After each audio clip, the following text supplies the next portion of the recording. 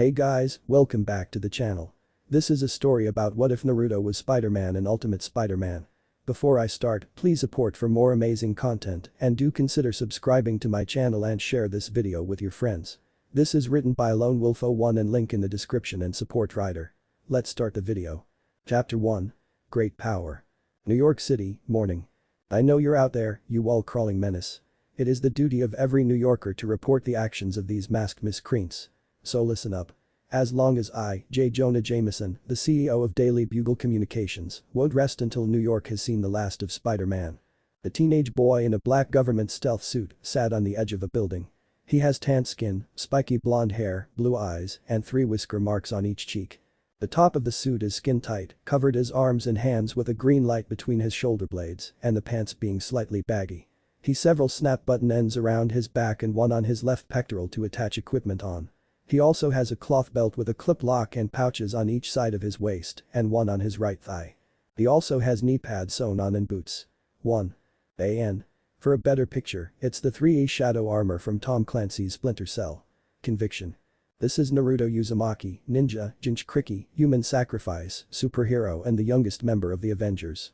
He looked up at a large video billboard and saw a Caucasian man with brown and white hair, mustache and is wearing a blue suit, white undershirt and red tie, yelling about a hero named Spider-Man. This is John Jonah Jameson, the publisher of the newspaper establishment Daily Bugle and presenter of Daily Bugle Communications. Hey Pete.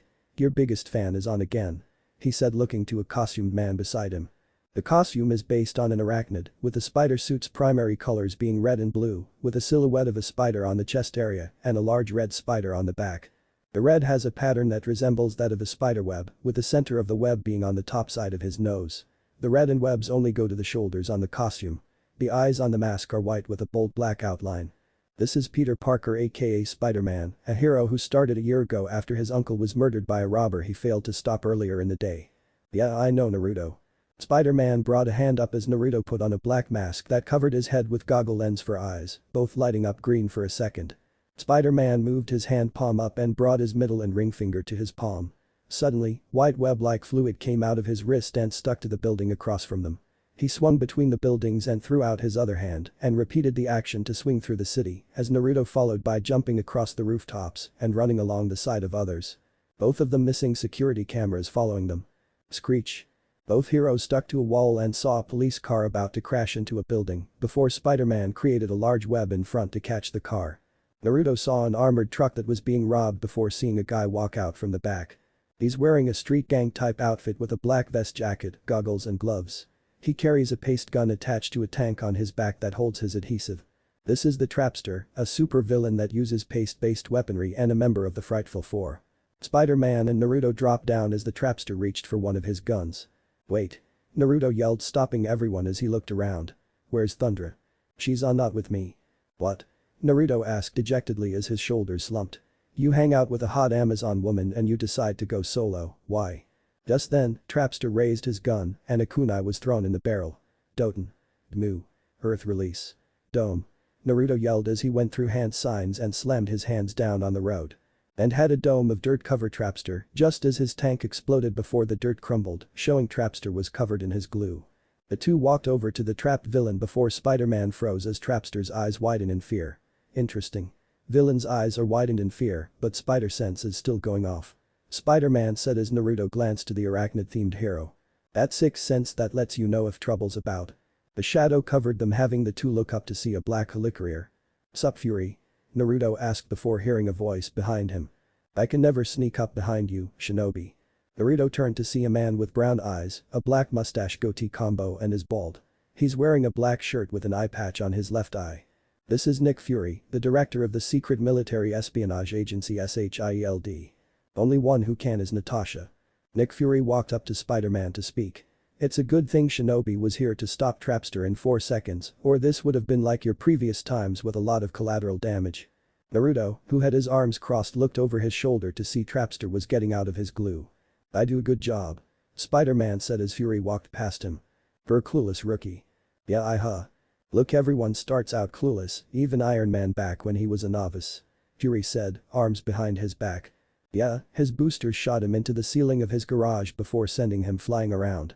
Naruto said, reaching down to pick up a baseball-sized rock. Naruto threw and caught the rock as Fury continued. But he learned with training. What do you say if I could help turn eventually into right now, Spider-Man? I knew it, you want me to buy a line of self-help books, not interested. Spider-Man said, turning around to walk away. Besides, I'm tapped out till payday, so if we're all done here. I'm serious, Peter Parker. That got Spider-Man to stop. You know everything. Super spy, remember? Fury said as Naruto spoke up. It's your decision, but hey, the training Black Widow and Hawkeye are getting seems too good to pass up. With great power comes great responsibility, good words from a good man. Fury said after Naruto finished. Uncle Ben was the best. Spider-Man said. It's been what, a year now? Fury asked, putting a hand on Spider-Man's shoulder. Today's his birthday. You've honored him doing what you do. Now I'm offering you the chance to do better, to really learn about responsibility. Translation. Spider-Man asked the spy. I want to SHIELD train you to be a better Spider-Man, the ultimate Spider-Man. How ultimate? Naruto tossed the rock behind his shoulder without looking and hit the trapster in the head, knocking him out. That ultimate. Fury replied. Sweet. Ring. Ring. You left your phone on. Should have put it on vibrate. Naruto replied as Spider-Man picked up his smartphone and hit ignore. Fury walked over and placed a red bulky web shooter on Spider-Man's wrist. He pressed a button, having a blue crosshair pop up. SHIELD tech guys made this next-gen web shooter. Too big, too clunky. Spider-Man said, moving his wrist around as Fury held his hand out. I didn't say no. With my training, you can be a better hero. The next Cap. The next Iron Man. One of the greats. Thanks for the offer, but I'm not allowed to talk to strangers. Have a nice life, okay? Spider-Man said before swinging away. I also needed to talk to you, Shinobi. For what? Naruto asked, looking at Fury. To lead the team. You mean those cadets? Are they ready? Yes. Fury replied, walking over to the masked ninja. Okay, but what about Cap? Widow? Or Iron Man? Wait, scratch that last part. You're their age, and being the youngest Avenger has you stay here a lot due to you having to go to school, and with that weird knife of yours, you can easily be called if need be. Here's the files. Fury said, giving Naruto 4 files. Midtown High. Naruto, wearing faded jeans, black and white sneakers and a red shirt, waited outside the school before seeing a boy run up to him. Should just web swing over and change on the next building, Pete. Peter is a Caucasian teenage boy of average height with a lean frame, sporting muscular and well-defined build. He has brown hair and blue eyes. He's wearing a white shirt underneath either his light blue button-down shirt with blue pants and black sneakers. Not all of us can use our secret spy friend's flying car. They walked inside as Peter turned to Naruto. You know, you never explained how you got in the Avengers. I wanted to be all I can be and help save the world. Peter just deadpanned at him. Okay, Black Widow convinced me as I wasn't going to join, but help out from time to time. Spill.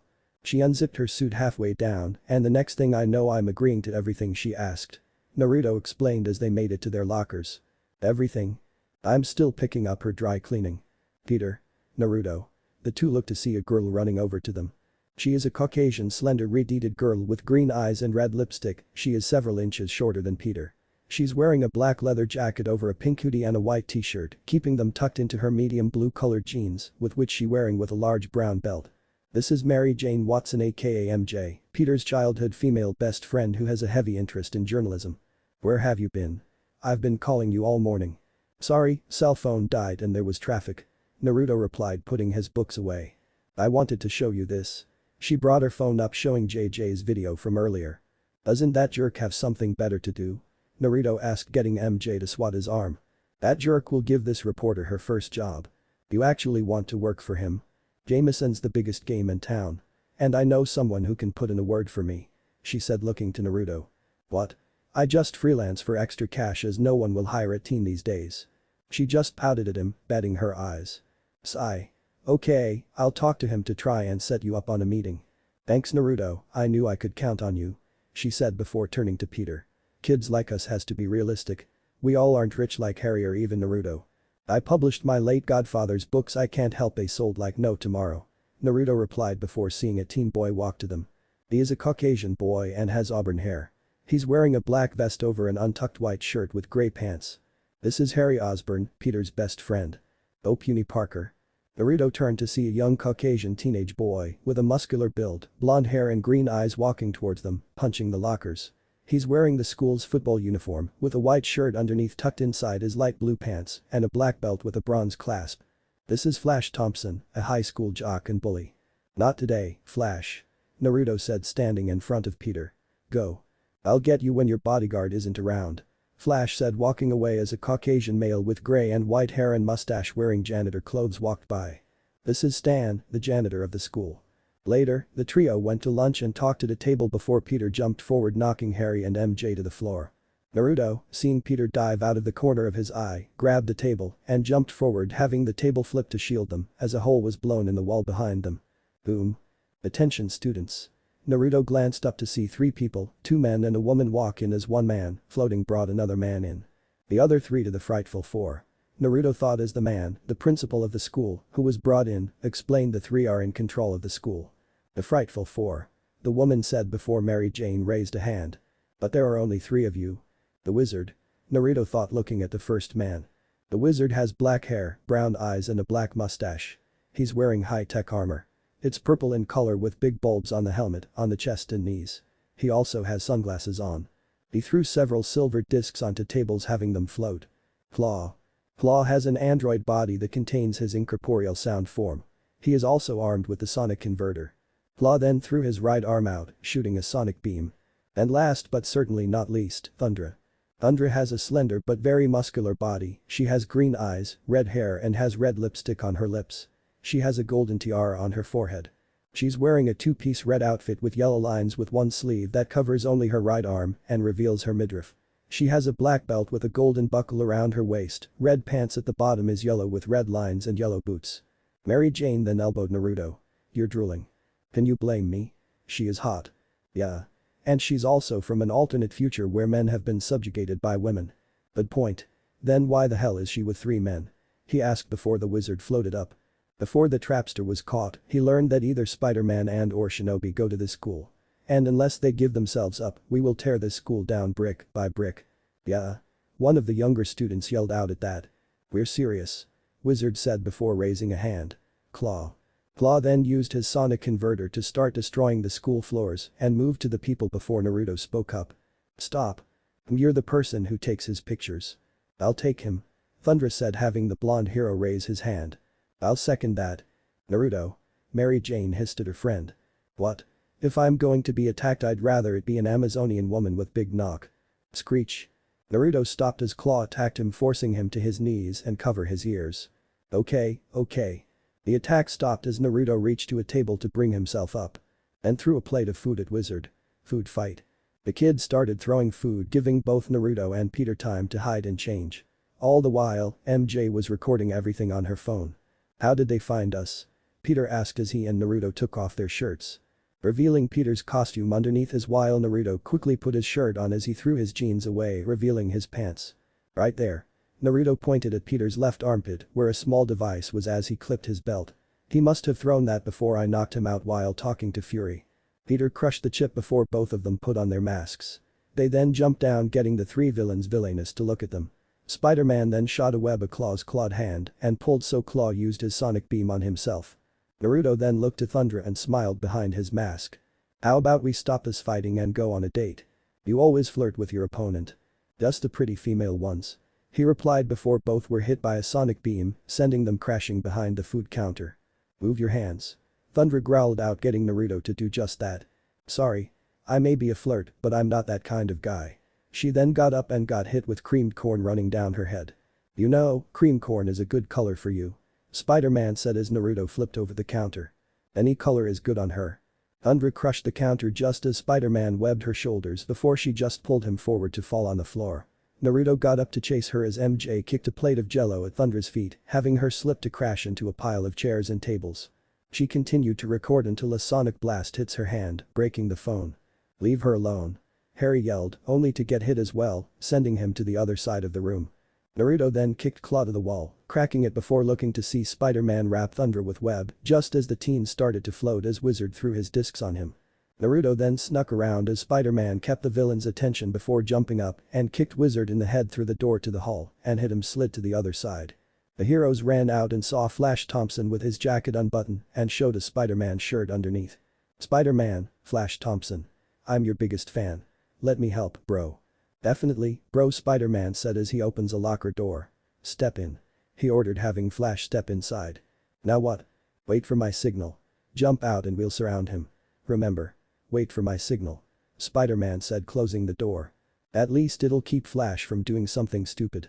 Naruto thought before he and Spider-Man jumped up in the vents. Rah. Suddenly, the other two villains ran out, with Thundra kicking the doors off the hinges. Where are they? She asked as police sirens rung. We aren't being paid enough to deal with the cops. Let's go. Wizard said, getting them to run out the door. Later, Naruto and Peter stood in the cafeteria beside Mary Jane as a man walked up to them. He is a tall Caucasian man. He has red hair and blue eyes. He's wearing a gray business suit with a white shirt underneath and a red tie. This is Norman Osborn, the head of Oscorp and the father of Harry Osborn. Mr. Osborn, I'm sorry. Peter said as Norman picked up his unconscious son. Why apologize, Peter? What could you possibly have done? Queens. Peter's home, after school. Peter walked through the door to see a woman making dinner in the kitchen while listening to J. Jonah Jameson on TV. She is an old woman. She has short white hair and blue eyes, with red lipstick, and has golden earrings. She's wearing a light green vest, white pants and a white apron. This is May Parker, Peter's aunt and wife of the late Ben Parker. Hey, Aunt May. Peter greeted as she smiled before turning off the TV. Are you okay? I heard there was trouble at your school. Those psychos never touched me, Aunt May. He said with a smile. Wish I could say the same for Harry. Flashback. Hospital. Naruto, Peter, and Norman looked at Harry, who was sitting up on the bed. There's still some ringing in my ear, but Doc said I'll be fine tomorrow. Awesome. Strangest thing. Norman said before turning to the two disguised heroes. Those villains thought Spider-Man and Shinobi go to the school. Any ideas why? Some kids like to lie about being friends with them, so that gets rumored to be they go to our school. Plus some students saw them land on top of the school's rooftop a month ago and never left. Once the principal and janitor got up there was no sign of anyone being up there. Naruto explained to the businessman, who nodded. Flashback end. You know what? If we had Norman Osborn's money, I'd put you in private school. May said, cutting a carrot. Yeah, that'd be sweet. Hey, when's dinner? Peter asked, taking the end of the carrot and ate it. Soon, put the candles on the cake. She replied, taking a bowl of salad. Ding dong. May went to answer the door and saw Naruto holding a cake with Happy Birthday Ben written in cursive and blue frosting. Hey, saw Peter walking past the pastry shop. Not sure if this is his favorite, they said they had to remake it after a police car crashed in the window. Later, night. Spider-Man swung through the city as rain poured down. After what happened with Trapster bugging him, the attack on the school, he now believes that with Nick Fury's help, he can do better. He ran up a building and then the antenna before seeing the helicarrier above. When he jumps to the helicarrier, he runs out of his own webbing before he decides to use Nick Fury's web shooters. He manages to get on the helicarrier and an alarm goes off. Intruder alert. Intruder alert. Suddenly, the helicarrier's defenses attack him, but he dodges all of them and destroying a few in the process before Nick Fury and Shinobi appears and turns them off. Your friendly neighborhood Spider-Man reporting for duty. Spider-Man said, removing his mask, and saluted. Welcome to SHIELD, Spider-Man, hope you survive experience. Fury said before leaving as Naruto turned to follow. What?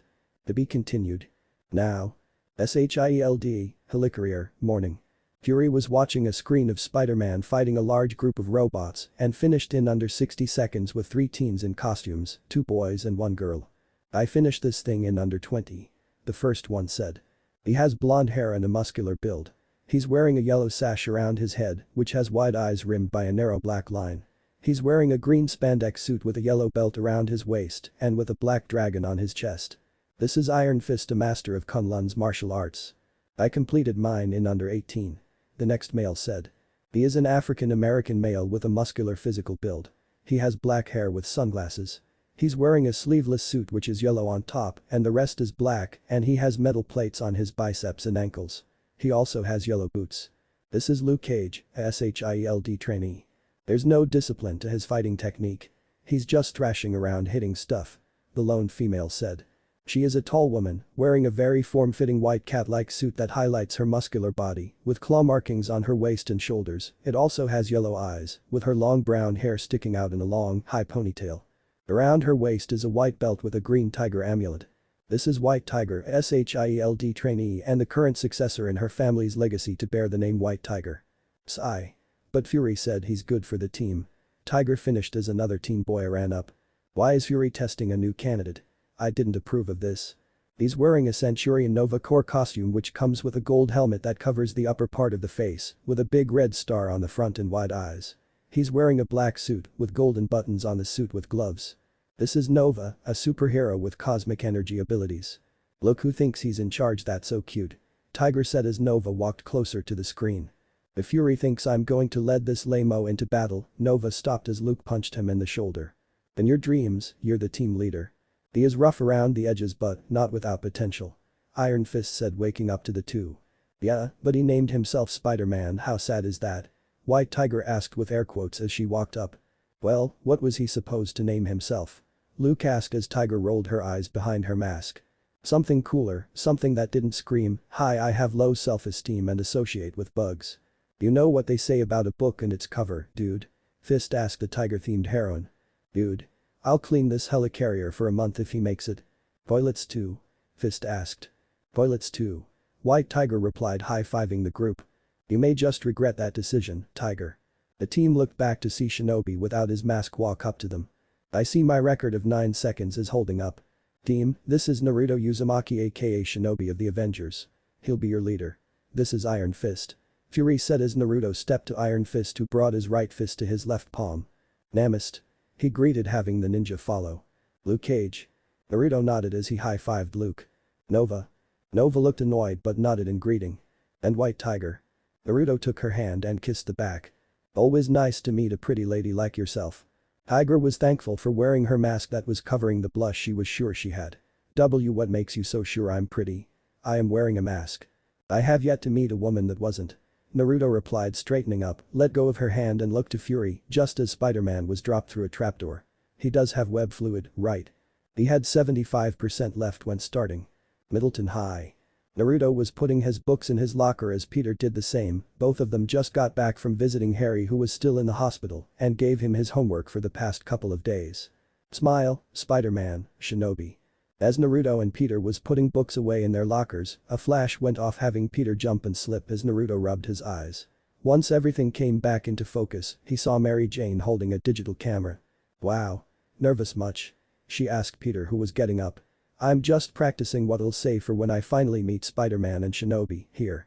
She explained, holding a paper with pictures of Spider-Man and Shinobi from the chest up. Spider-Man, Shinobi. I will tell your side of the story. Call me Mary Jane Watson. You really think they go to this school? Naruto asked as MJ took the flyer and hung it on the wall across from them. They've been seen on campus often enough. They could be anybody, a student, a teacher, or MJ trailed off as Stan walked by. Well, maybe not everybody. Even if one or both go to this school, they wouldn't tell you. Look at the attack the other day. Naruto said, putting on his backpack. Maybe, but I'm not giving up. MJ said, poking the blonde in the chest and walking away. After school, SHIELD helicarrier. Spider-Man and Shinobi walked behind Fury, greeting the agents they passed. Maria, looking good. Naruto greeted a Caucasian woman with short black hair and wearing the SHIELD uniform, looking at a clipboard. 1. You say that to every female agent, Maria replied, not looking up from her clipboard. They walked through several rooms where agents were testing weapons, tech, armor, and robot sentinels before walking to a lab. Hey Doc. Meet the new kid. Fury said to a man who was putting a lab coat on. He is a Caucasian man wearing the SHIELD uniform with a lab coat. He has brown hair and blue eyes. This is Kurt Connors, a SHIELD scientist. Spider-Man, our resident tech genius, Dr. Kurt Connors. Always glad to meet a fellow genius. Spider-Man raised his right hand to shake, only to look to see Kurt's hand was missing. He blinked in awkwardness before Kurt pulled the sleeve with his left hand, revealing his right arm, and shook Spider-Man's hand with both of his. A pleasure, I followed your career closely. Very impressive. Kurt said before gesturing to the equipment under the tarps around him. Even before Director Fury approached you about joining us, I took the liberty of having my R&D team create Spider-Man-themed weaponry. What if I had said no? Spider-Man asked. Not an option, Fury said as Naruto stretched.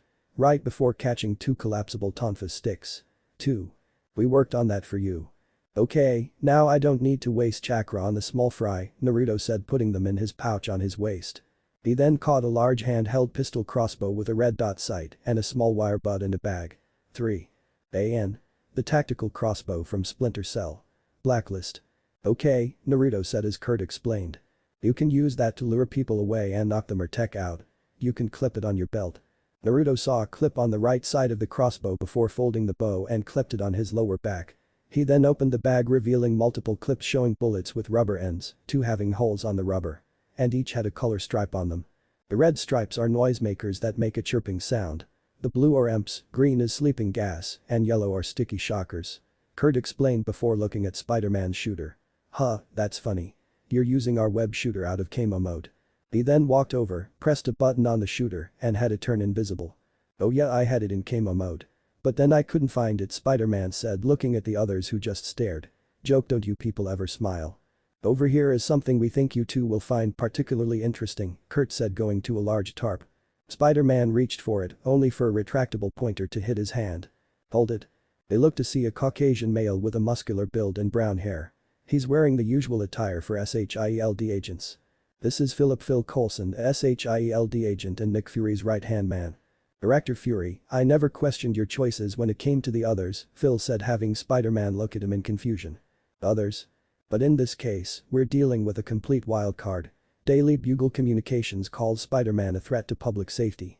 You said the same thing about me. A ninja can't be trusted, right? Naruto said remembering Coulson wasn't a fan of his when he came to talk with Fury and Natasha about joining SHIELD and the Avengers. Spider-Man's my responsibility, Coulson. And that's what he's here for. To learn responsibility. Fury said getting Coulson to nod and leave. We'll see. Spider-Man then pulled the tarp off revealing 2 motorcycles. One is blue with a gray tank that has a red spider on it, the legs going down and across the bike itself. The front tire has a hollow rim. The next is the same but completely black with a hollowed blue rim in the front and a full blue one for the back. 4. AN. Picture a full black version of Spider Cycle. The Spider Cycle and Ninja Cycle. Yeah, useless for me, Spider-Man said getting Connors to blink. Excuse me? I mean, it's cool and all. But why do I need a motorcycle? I can get anywhere by thwip, Spider-Man said, making his hand gesture to make his webs shoot. I calculate you can make it from 80th to 34th Street in 3.7 minutes, using what I'm guessing is very expensive webbing and at maximum muscle strength. Maybe, Spider-Man replied rubbing his arm. It would save you from making web fluid all the time, Naruto replied crossing his arms. The Spider Cycle can make it in a minute and a half. That is unless you're scared thwipless to climb on. Fury said walking over. Oh man, the bad jokes are spreading. Naruto mentally groaned looking at his bike. Looks like I can't bum rides off of Natasha anymore, man, that means no more sexy tight bodysuit. Spider-Man got on his bike, turned it on, and a red holographic dashboard came up before he accidentally hit the thruster and sped down the hall, screaming. Boom. Not the brakes. Ah.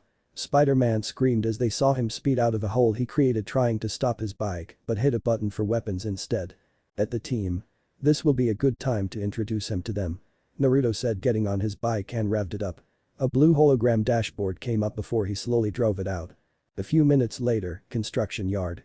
Naruto, sitting on his bike on top of a building with a team, saw Spider-Man about to crash into a semi-truck.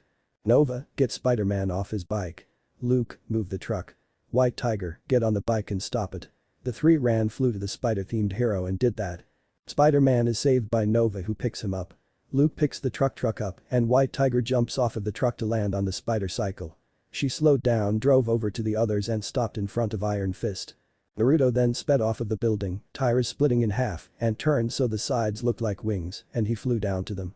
I appreciate the hand, but I didn't save from who are you guys? Spider-Man asked dusting himself off. Iron Fist punches his palm. Iron Fist, Namist. His right fist then glowed with yellow energy before punching the ground, creating a crater. Kung Fu Master with fists of iron. White Tiger walked the motorcycle to Spider-Man. White Tiger, an acrobatic ninja with steel claw and cat powers. She introduced herself, the claws on her gloves extending a couple of inches. The big guy here is Luke Ka. Our man, if he calls himself Spider-Man, then I'm calling myself Power Man. It's cool and doesn't scream I have low self-esteem. Super strength and bulletproof skin. The now named Power Man introduced himself. Okay, Power Man. White Tiger said before Spider-Man pointed to Nova. I already met Captain Buckethead able to carry 2 buckets. Name's Nova, creep. Nova yelled. Nova creep, catchy, Spider-Man said getting on his bike. Nova, human rocket, Nova said flying up several feet. Wow, did you guys practice that? I mean really you sound like you just appeared in an old superhero cartoon. Naruto said with a slow clap. Okay, if you'll excuse me, I gotta get this bike back to HQ. "You see, I'm with SHIELD," Spider-Man said, getting the other teens to grin. "Small world." Power Man said, punching his palm. "Career." Shinobi sat with the team as Spider-Man argued with Coulson against being a part of a team when he thought he would be getting solo training.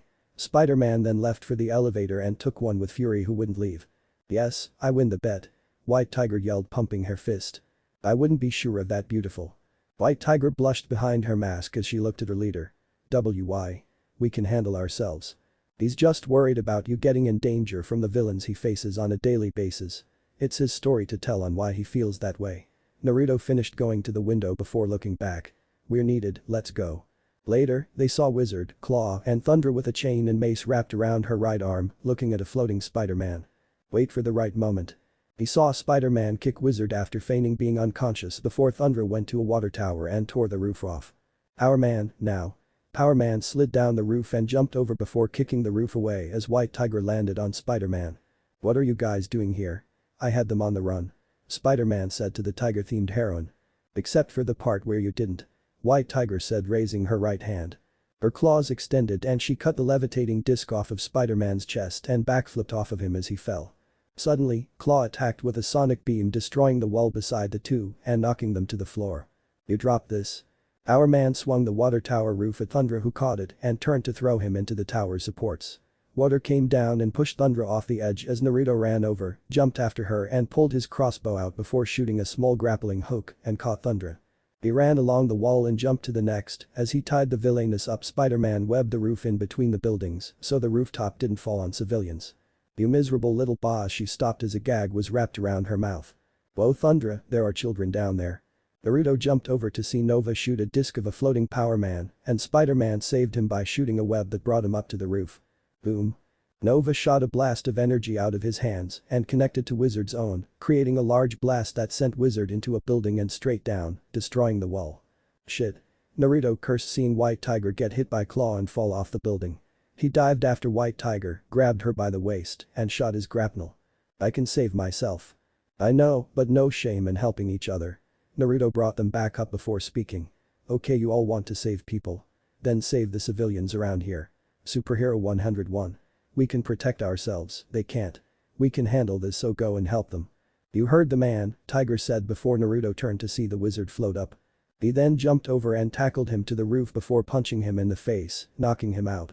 Claw attacked Spider-Man with his sonic blast, having Spider-Man dodge, and one of the Daily Bugle billboard was hit and fell to the ground. Nova flew and destroyed the billboard as Iron Fist jumped to Claw, right fist glowing yellow, and they clashed attacks. Boom. Claw was sent to the ground where Spider-Man webbed him to a post. Power Man crushed his claw and knocked him out. Unknown location. A shadowed figure was watching J. Jonah Jameson's report on the attack. "I don't know why the Avengers are with the Spider-Man group to begin with." A robotic clawed tentacle had the screen zoom out before another with Norman on a video call beside it. "Your agents failed, Octavius." The lights flickered, revealing a man of short height and is very pale and hunchbacked. He has long black wet hair and is wearing red goggles. He's wearing a gray scientist suit around his stomach along with a mechanical device and 4 octopus arms attached to it. This is Dr. Otto Octavius, a crippled scientist working silently under Norman Osborn for Oscorp. "I won't tolerate another disappointment." "Understood, Mr. Osborn." Midtown High, next morning. Peter was putting books in his locker before hearing Flash. "Oh, puny Parker. It's locker knocker time." Peter looks behind him to see Flash running towards him, but Peter is pulled out of the way for Flash to get himself stuck in the locker. Peter looks to see who saved him and sees 4 students that he has never met before. "Wait, do I know you, any of you?" he asked them. "Say hello to your new classmates," one of the teen boys said. He is a blonde 17-year-old boy and has a very muscular build. He's wearing tan pants and has a brown jacket tied around his waist. His shirt is navy blue. He also has brown sandals and a metal gray necklace with black string. "This is Daniel Danny Rand, aka Iron Fist." Danny Rand. The next male is an African-American male with a muscular build. He has black hair with brown eyes. He's wearing a beige vest with sleeves curled to his elbows, with a black shirt underneath and light blue pants. "This is Luke Cage." Luke Cage. Luke introduced himself next before elbowing the boy on his left. He is a Hispanic teenager with a slender build and an average height equal to that of Peter. He has black hair, tan skin, and blue eyes. He's wearing a light blue shirt over a white long-sleeved undershirt, gray pants with a black belt and sneakers. This is Sam Alexander, aka Nova. Sam Alexander. He introduced himself before the lone teenage girl smiled. She is a tall Hispanic-American teenager with a slender yet muscular build, brown eyes, brown hair reaching mid-back, buxom breasts, ripped broad shoulders, toned abs, toned back, and long muscular legs. She's wearing a green tunic with a white long shirt underneath, a black sash belt around her waist, and strapped black high heels. This is Ava Ayala aka White Tiger. Ava Ayala. Think about it. Peter blinked as the men in their costumes came to mind. Huh. I told Fury they needed downtime and to be with other kids their age. And away from SHIELD. Peter looked to see Naruto walk up to them, then up to Ava. Wow, I knew you were pretty, but I didn't think you were drop-dead gorgeous. Ava blushed and avoided his gaze as Peter excused himself and ran down the hall. I got to go and talk to a guy. He's going to see about getting a transfer, but Nick already put Coulson undercover as the principal since we're going here, Naruto said as he walked with the team to class. To be continued. Now. Midtown High, lunch. Naruto was carrying 2 trays of lunch before walking to where Peter was arguing with Sam, who was sitting at his table. Naruto rolled his eyes as Peter pulled Sam away as Ava and Danny sat down at the table. He then dropped a tray in front of Ava as he sat in between her and Mary Jane. A rose for the pretty lady. Naruto said, putting a rose he pulled from behind his back onto Ava's tray beside the food, getting her to blush. Oh, I'm not pretty. Mary Jane asked the blonde who picked up another rose for her. Of course you are. Naruto said as Mary Jane yanked the rose out of his hand. But I just had it because I know you would get jealous. He thought, picking an apple up. What's the deal with Peter and the new kid Sam? Mary Jane asked her friend who took a bite of his apple. Got off on the wrong foot. Peter asked for Sam's help, and Sam is one of those kids who's more worried about looking cool than helping someone who isn't. Naruto said, looking between the different tables that had jocks and another that had bored-looking teens with skateboards. Splat. Naruto looked to the doors to see pink paint cover the windows before Coulson, covered in paint and wearing a suit, walked in. Uzumaki. Detention. Later, detention room. Naruto whistled as he walked in and saw the team was inside sitting down as Coulson walked inside behind him. Naruto went to the back row and sat beside Luke as Coulson spoke up. Great role-playing, guys. Peter, who was banging his head on the desk at getting detention, looked up and behind to see the others as he sat beside Sam. Oh, this was just to get us all together for a secret SHIELD thing. I thought it was serious. Fine, serious, Coulson said, hitting a button under the desk he was standing at. Suddenly, the seats folded down, having the teens fall through a hole that opened up. Whoa. Shinobi landed in a large seat that had a jet engine behind it in a tunnel with the SHIELD logo on the dead end. What the hell? I didn't have my suit on when I got here, holy shit. Naruto yelled as he was sent back against the seat as it sped forward through the tunnel. A few minutes later, Naruto saw a door open up before going through it to a large room and flew out of the seat as it hit the stopper. He flipped forward and landed in a crouch as he slid forward several feet and stood back up. Ah. Naruto looked to see White Tiger land on her feet as the others landed in a pile in front of the seats, arguing with each other. Sigh, boys. Tiger sighed as she walked to a window to see that they were under the water as fish swam by. Where are we?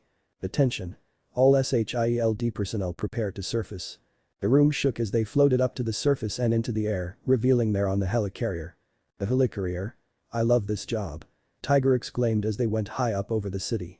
I don't know what your problem is, Webs, but if you want to throw down, let's get it over with. Naruto looked to see Nova was fighting with Spider-Man as he flew in the air. In a feisty mood. Outstanding. The court is where you learn to precisely to focus that aggression. Fury sighed as he appeared on a large screen on the wall. Court. As in b-ball. Court as in you'll be judged harshly. He finished as robots and weapons came out of the floor and walls.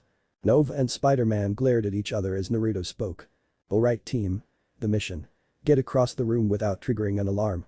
Fastest time wins, and Naruto stopped as Nova and Spider-Man attacked each robot, tying with how many each destroyed. Prize. Sigh, guys, the object was to get across the room quietly. If you weren't trying to burn a hole in the other's head you would have heard that. Naruto was going to send you out in the field today. But until you can start working together, you're grounded. Fury said, glaring down at the two who destroyed the equipment. That's not fair. It was Dork 1 and Dork 2. White Tiger yelled out, pointing a clawed thumb at the two heroes responsible. We're a team, White Tiger.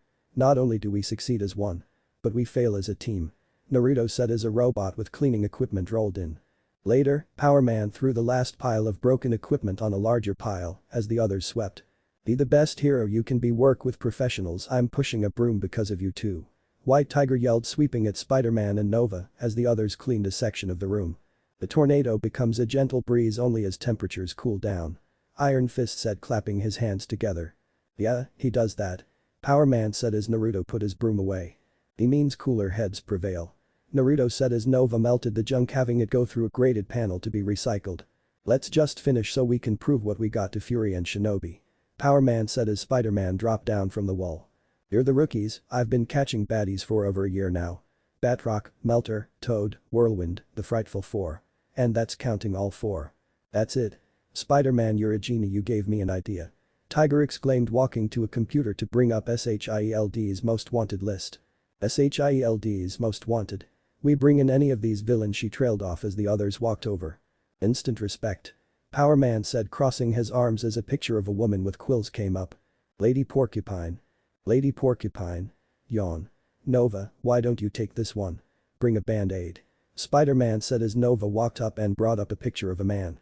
He is a tall man, with brown eyes. His most notable feature is the vibranium armor he's wearing to cover his face and his whole body except the eyes. Over his armor he has green clothing with a green hood over his face, which it is attached with yellow clasps on the chest. He has a brown belt with a yellow clasp around his waist. This is Victor Von Doom, aka Dr. Doom. He is a super villain and ruler of the nation Latveria. He is also the archenemy of the Fantastic Four. What the hell is wrong with you? He has diplomatic immunity and he is in his home country that he's the ruler of. Naruto yelled, walking over to start typing.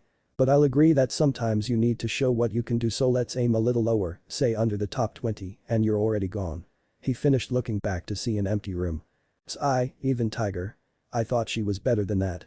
Naruto said before his cell vibrated. Picking it out of his pouch, he saw MJ's picture before answering. Hey, MJ. Peter and Sam just went to do something stupid.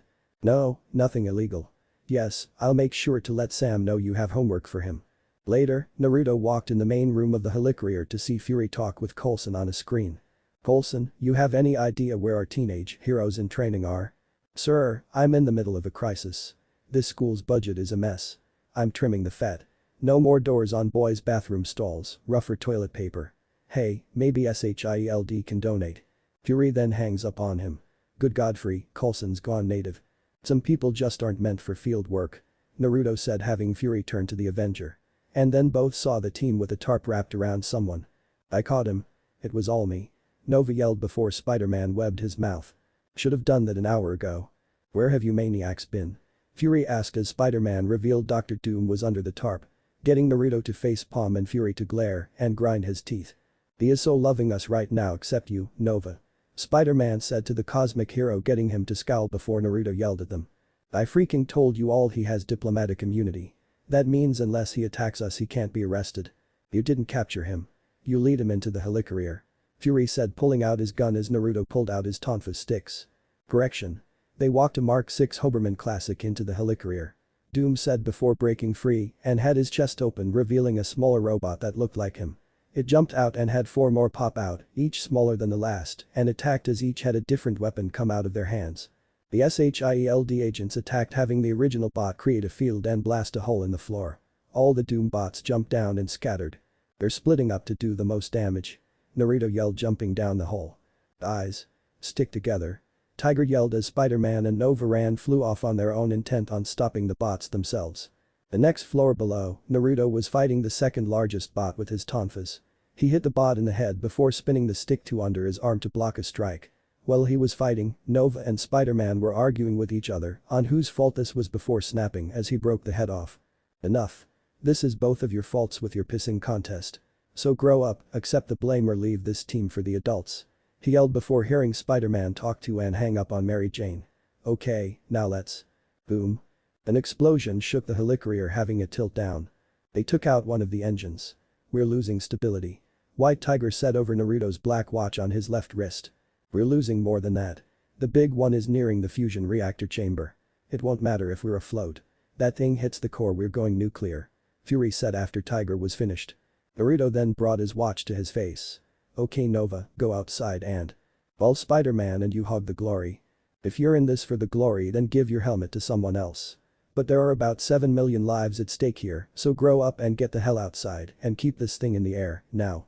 Nova did so, having Naruto continue. Tiger, where is the core from our locations?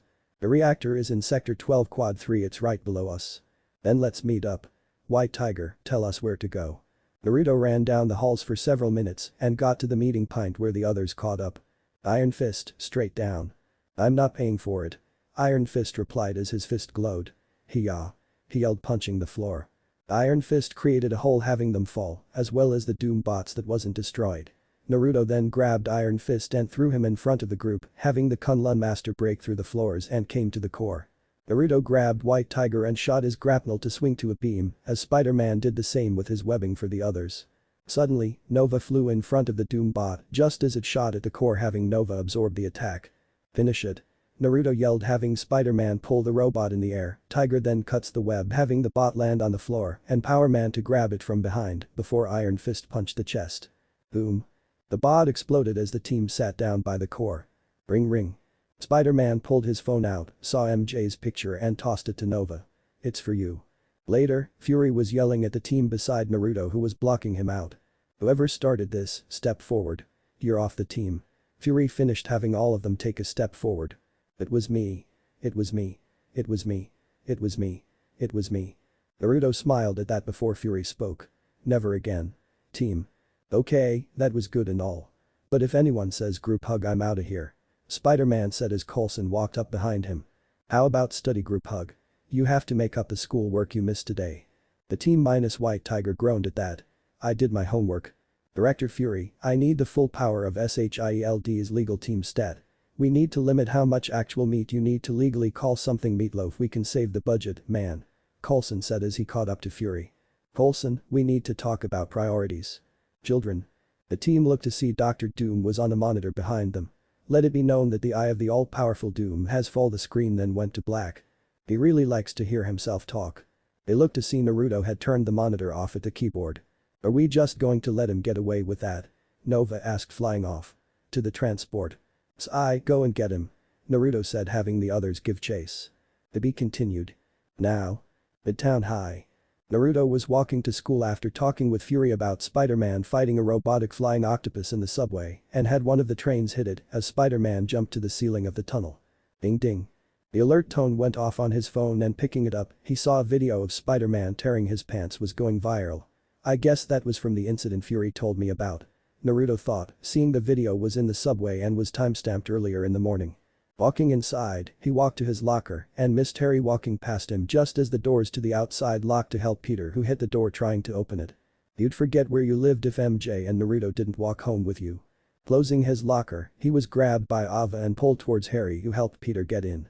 As they walked, Naruto heard Harry talk about him, Peter, and MJ coming to his house later as his father would be out of town for the weekend. Excuse us, but can we borrow Petey for a sec? Ava asked as they stopped at the two. Can it wait? Peter asked, only for Sam to push him down the hall. Peter. Talk. Now. What's the deal? Harry asked the retreating group. Photography club meeting. Naruto replied, waving his hand. And Ava's agreed to be my swimsuit model. He finished and received a punch in the shoulder from said girl. No, I didn't. She said with a tinge of pink on her cheeks. Ooh. Something sexier then. Unknown location. Octavius is researching a blood sample of Spider-Man that his bot got before it was destroyed. He then takes out the deadliest aspects of Spider-Man's DNA and pulls out a large canister that housed Spider-Man's blood and saw it turn into a black liquid that tried to break out. It's an abomination. Monstrous. Did you get the sample? Norman asked, coming on a small screen in front of the scientist. You have no idea, Mr. Osborn. I've isolated the deadliest aspects of Spider-Man's DNA. It's incredible, distilled aggression. Pure venom. You wanted an army? Imagine one covered in living armor that infuse your soldiers with Spider-Man's powers. All I need is a few months. Months. Months. This is practically a new life form. The dangers of rushing. Afraid lightning will strike twice? Norman asked impatiently. I gave you the facilities and the body to handle our unique scientific endeavors. Use them. I will have something for you tonight. Midtown High cafeteria. Later, the team sat eating lunch as they laughed watching the video from earlier. I didn't need to see that. How come we heard about this from Fury and not you? Ava asked as she walked to the side Peter and Naruto was eating on. We both just got here. Naruto replied before Peter spoke. You guys aren't my mommy and daddy. Stand together or fall alone, Pete. That's why we want to talk. Danny said as Naruto rose a hand stopping Peter from talking. We need to know each other, Peter. You're on a team now. You want to join the Avengers, right? The Avengers live together, they train together, they eat together. There's not much they don't do together now. Only reason I'm not living in the tower is because I still go to school, and how would I explain that's where I live? And I'm also the only one who still has a secret identity. Yeah, you have a job now, Parker. No need to suck up to money bags for cash. Sam said, referring to Harry as he was walking past and slammed down his food tray. Harry walked off, having Peter run after him. There are many parts between the mind and the mouth. You should try using them sometimes. Danny said as Naruto, who facepalmed at what Sam said, looked up at the cosmic hero. Sam. As your appointed leader, I've only this word of advice for you. Either think before you talk, otherwise shut the hell up. I mean, that'd be like me saying the only reason you got that helmet was because your dad got you in the Corps and it wasn't you proving you're worthy. Naruto got up and walked to the door where he saw Mary Jane talking to Peter on how to make it up to Harry and try to get all of them to be friends by inviting the disguised heroes to the movie night as well. Night, Harry's penthouse. Naruto and the team rode up the elevator to Harry's penthouse for the night. Think of it as team bonding, Peter explained as they got out once reaching the top floor. I don't need a new friend. Sam said, annoyed.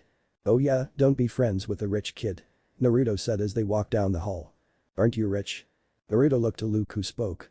I get $100,000 a month in royalties and whatever I'm able to sell to JJJ on the Avengers and myself. And whatever I don't use on bills and groceries I put in the bank. He said as Peter knocked on Harry's door. Only for Flash to open it, showing the entire school was inside with loud music. Naruto blinked at that. What the F? Hardy. Flash yelled before they walked inside. Octavius's laboratory. What the hell happened here? Norman asked as smoke filled the lab while sparks came off exposed wires. You wanted a monster, I made you a monster or a masterpiece. History will be my judge.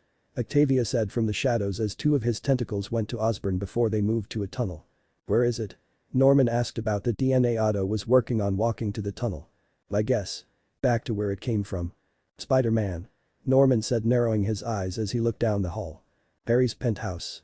I'm missing homework for this. Ava asked, hand on her hip as they watched the other teens dance and eat. You want to dance? Naruto asked Ava as Peter walked up to Mary Jane. No. Ava replied before Naruto continued. Come on, Ava. You need to loosen up. No. Ava said, walking to the balcony as Harry walked over. Naruto followed and saw her looking out at the city as a breeze picked up, blowing her hair, sash and dress. What is it, Ava? All I see you do is train and schoolwork. And when you're not doing them, you talk about doing them. You need to relax or you will snap. I can't. You can't? Naruto asked as she turned around. You wouldn't understand. Roar. Before he could speak, they stopped as they heard something roar. The duo ran inside to see Peter fall down the stairs leading up to the top. Naruto looked up to see Flash being taken over by the black liquid Octavius made. He now has spiky hair, a muscular build, and several tentacles out of its back. I'll still call them by their names until Venom gets on Spider-Man. Run. He yelled as Flash attacked, getting the teens out of the penthouse. The lights went out as Naruto quickly changed into his costume as Peter did the same, while the others ran out to change and protect their identities. Naruto flipped away from a tendril that Flash shot at him, as well as Spider-Man, who was on the bookcase. Falling down, Spider-Man landed in a crouch before looking to Flash. I'll only say this once without laughing. Let the jock go. I don't think it'll listen. Naruto said, reaching for his crossbow as he didn't want to take the chance of getting the thing that took Flash over on him. He quickly loaded in his shock bullets before ducking under a swipe as Nova flew in. I think it likes you, Webbs. Feel free to ask it out, Buckethead. Eyes, body snatching thing in front of us. Naruto said as he aimed his gun at Flash.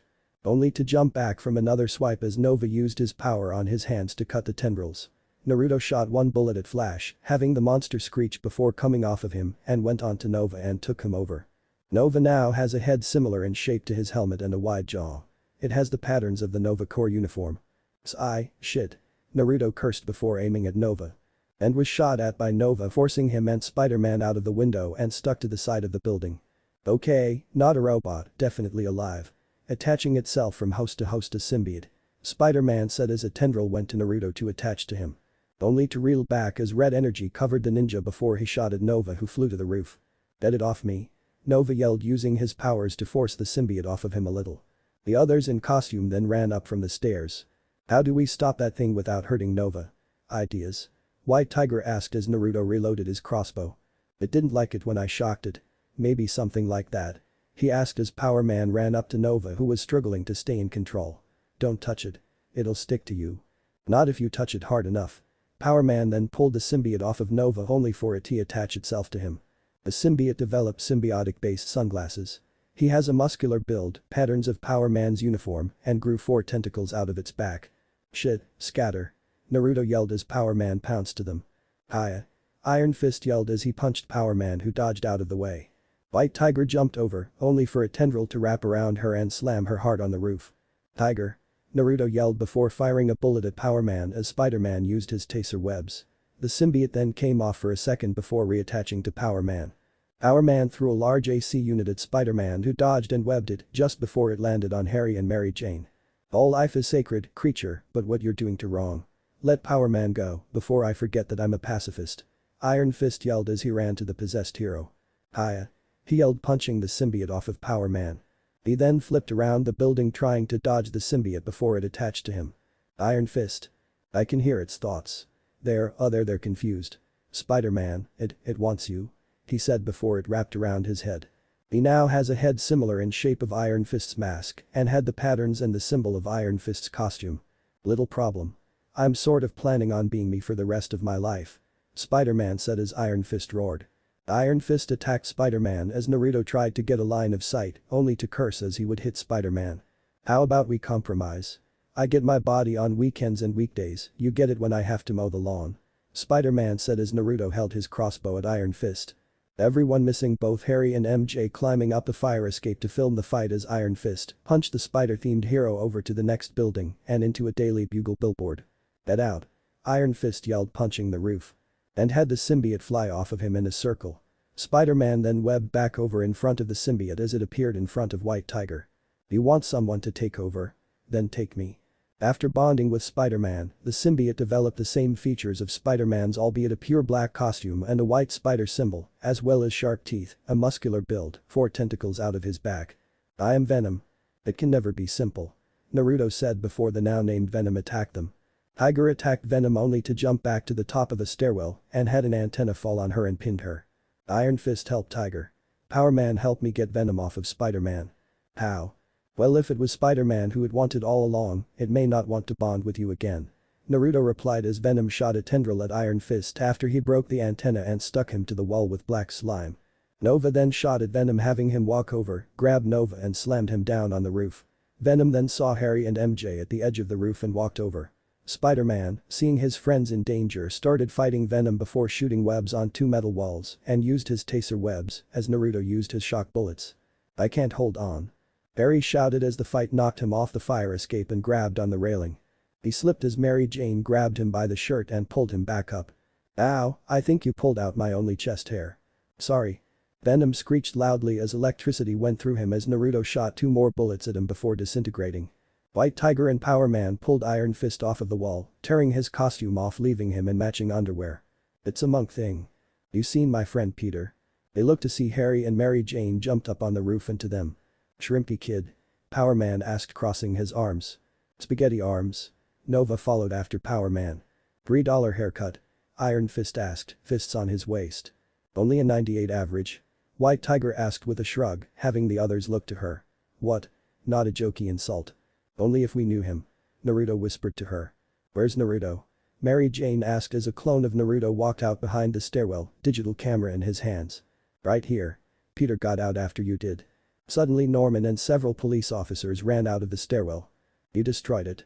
He asked, anger in his voice. Thank goodness. Get the hero some help. He said, walking to his son to make sure he was alright. Later, Naruto, Harry, Mary Jane and Peter was cleaning the penthouse before MJ pulled Naruto to the kitchen to leave Harry and Peter to talk. Hey, why do I gotta go? They need a moment. They went to the kitchen as Harry and Peter talked before Harry picked up a bottle and placed it on the piano, hiding it from Peter, who turned his back to pick up a mop. Suddenly, a small piece of venom moved in the bottle before hissing. To be continued. Now. New York, night. Shinobi sped down the busy streets to catch up to Spider-Man, who was fighting a villain of Iron Man's called the Living Laser. Naruto saw Spider-Man swing to a building as a green light hit him, tearing his suit in several places. He then looked to see the Living Laser, a man who is glowing green.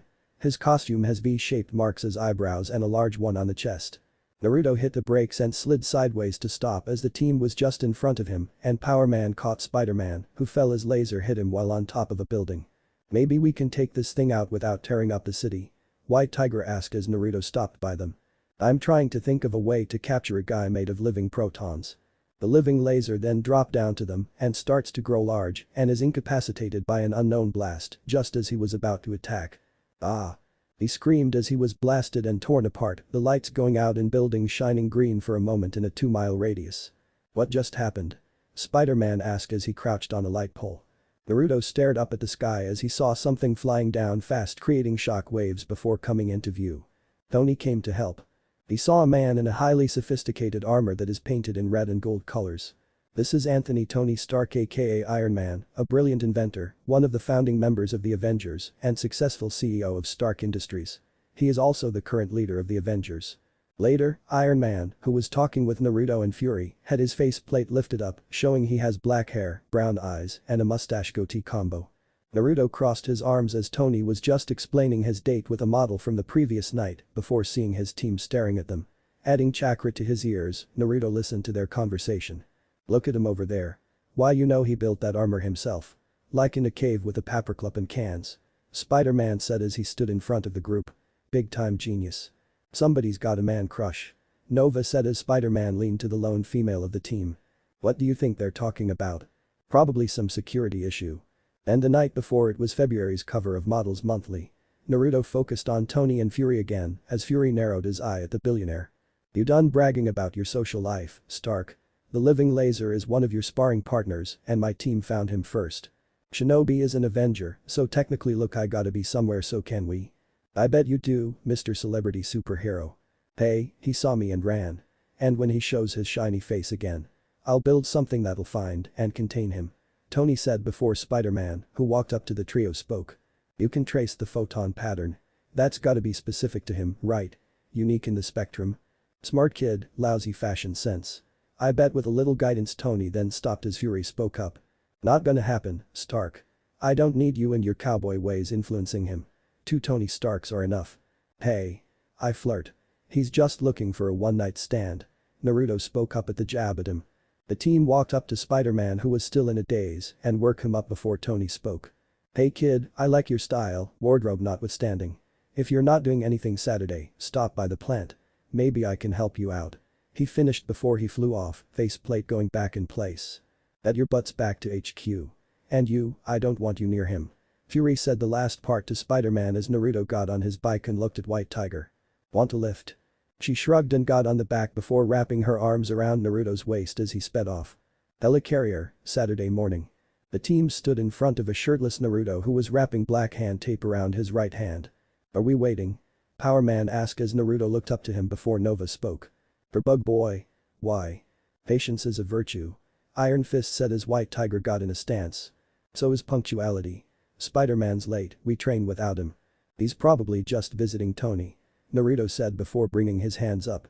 Nova flew towards the ninja who grabbed him and spun around to throw him back at the team before leaning back from a strike by White Tiger. As she was leaning forward, Naruto pushed her down before dodging Iron Fist's punch. He grabbed the monk's elbow and pulled his arm straight before kicking Iron Fist's leg to have him fall on his back. Naruto then ducked under Power Man's attack before sliding underneath him and then punched Power Man's knees, forcing the hero to fall on them before bringing his knee to hit Power Man in the back of the head. He then jumped over Nova who crashed into the others before Naruto landed in a crouch. Boom. Before anything could be said, an explosion hit the ceiling as a shadow flew in, revealing Spider-Man in armor. The armor has an arachnid-based design and is the same color as Iron Man's armor. Just like the silhouette on Spider-Man's costume, it's the same design, but it is larger and gold in color. Most of the armor is red, with the golden parts being on his back, wrists, ankles and his polaroids, and 2 repulsor blasts on his palms. I'll still call him Spider-Man instead of Iron Spider. Spider-Man then lost control and flew around the room, 3 spider legs coming out of his back as he bounced off the walls. A week later, Helicarrier. The team without their masks and helmets on sat in the meeting room as Peter, still in his armor, stood in front of them. It's been a week since Tony built the suit for Peter and since then he has either been hurting the team dynamics or destroyed the city more than the villains they faced. Why are you guys so upset? The Iron Spider armor rocks. Remember Wednesday? Yeah, you blasted all of us as well as Blizzard. Naruto commented from the other end of the table. Peter ignored him as he danced in place. Don't think of it as the answer to my problems, think of it as the answer to all of our problems. Thursday. Again, your suit was fireproof against firebrand, but the fire got on the money we were trying to save. The ninja again stated from his spot. Spider-Man's helmet came up around his head as he ignored Naruto once again. I mean come on, I got my own repulsor blasts. Yesterday. You caused a 5-car pileup trying to use them. Later, the team minus Spider-Man was complaining to Fury about Spider-Man before an alert came up with Laser's picture. Okay team, suit up. Naruto said putting his mask on. What about Spider-Man? Ava asked doing the same. He's been benched. New York City, night. The team had living Laser in an alleyway before Spider-Man flew down to them. And what are you supposed to be? Laser asked Spider-Man who struggled for a moment before landing. Are you serious? I'm your friendly neighborhood Iron Spider. Didn't you learn anything the last time? You can't stop me. Maybe they can't, but I got Stark Tech. In this armor that tells me where you are going to be. Spider-Man explained, hitting a button on his wrist. And had his metal legs come out of his back. You might want to sit this one out. Until you get a learner's permit for that thing. Power Man said as Spider-Man looked back at him. Jealous? More like afraid for my life. Power Man replied before Spider-Man was hit by the living Laser and was sent flying to the other side of the street. Spider-Man got up and flew up to a billboard and crashed back on the ground with the billboard as Nova was hit to him as well. Living Laser then disappeared as Spider-Man got up, showing a tear in his shoulder that glowed green for a second. That went well. Spider-Man said as he dusted himself off. Face it, Stark Jr. In that suit, you stink. Nova said as White Tiger walked towards them. You can't control it. Clearly, it sustained some damage. You kidding me? He never laid a glove on me. He didn't have to. You're your own worst enemy in that thing. White Tiger replied as the others walked up to them. You guys just don't get it, do you? Tony Stark built this for me. Yeah, well, you sure picked him over us in a hurry, didn't you? Hey, why not be his sidekick from now on and quit messing with our gig? Nova said as they turned to leave. We don't need you. You're serious? Seems that way. Power Man said as Naruto walked up to Spider-Man. Listen, until you decide against using that suit or get it under control, you're off the team. Seriously? Look, you scientists rely too much on this. Naruto said, tapping Spider-Man's forehead. And not enough on this. He finished tapping Spider-Man in the middle of the chest. You know, Stark became who he is because he followed his own path. Are you sure you're following yours? Iron Fist said as they left. Where'd you get that from, a fortune cookie? Spider-Man asked before glowing green and took off in the air. Later, helicarrier. The team without their masks and helmet walked down the corridor to the meeting room. They just learned that Spider-Man was controlled by a living Laser and attacked Iron Man. And that the living Laser threatened Iron Man that he will fry the suit of Spider-Man if he doesn't shut off his security to his suit. And Iron Man sacrifices himself and lets himself be taken over by living Laser to save Spider-Man's life. They walked in and saw Spider-Man repairing and improves his armor. He tells them that living Laser is in control of Stark Industries and he wants to solve this alone. We're in this together, always were. Luke said as Ava spoke up, hands on her hips. Even when you were a major screw-up, which is often. We'd never let you fly solo on this. So let's get going before Fury finds out. Naruto finished putting on his mask. And forget the armor, you were better off without it. Tiger said as the team finished putting their masks on. Hold on. Fist said, raising his hand. Let's all dig deep and find a little optimism here. It's not going to be like before, is it? He asked Peter, who shook his head. Oh, don't worry, it's not going to be anything like before. I'm on my path now. Stark Industries.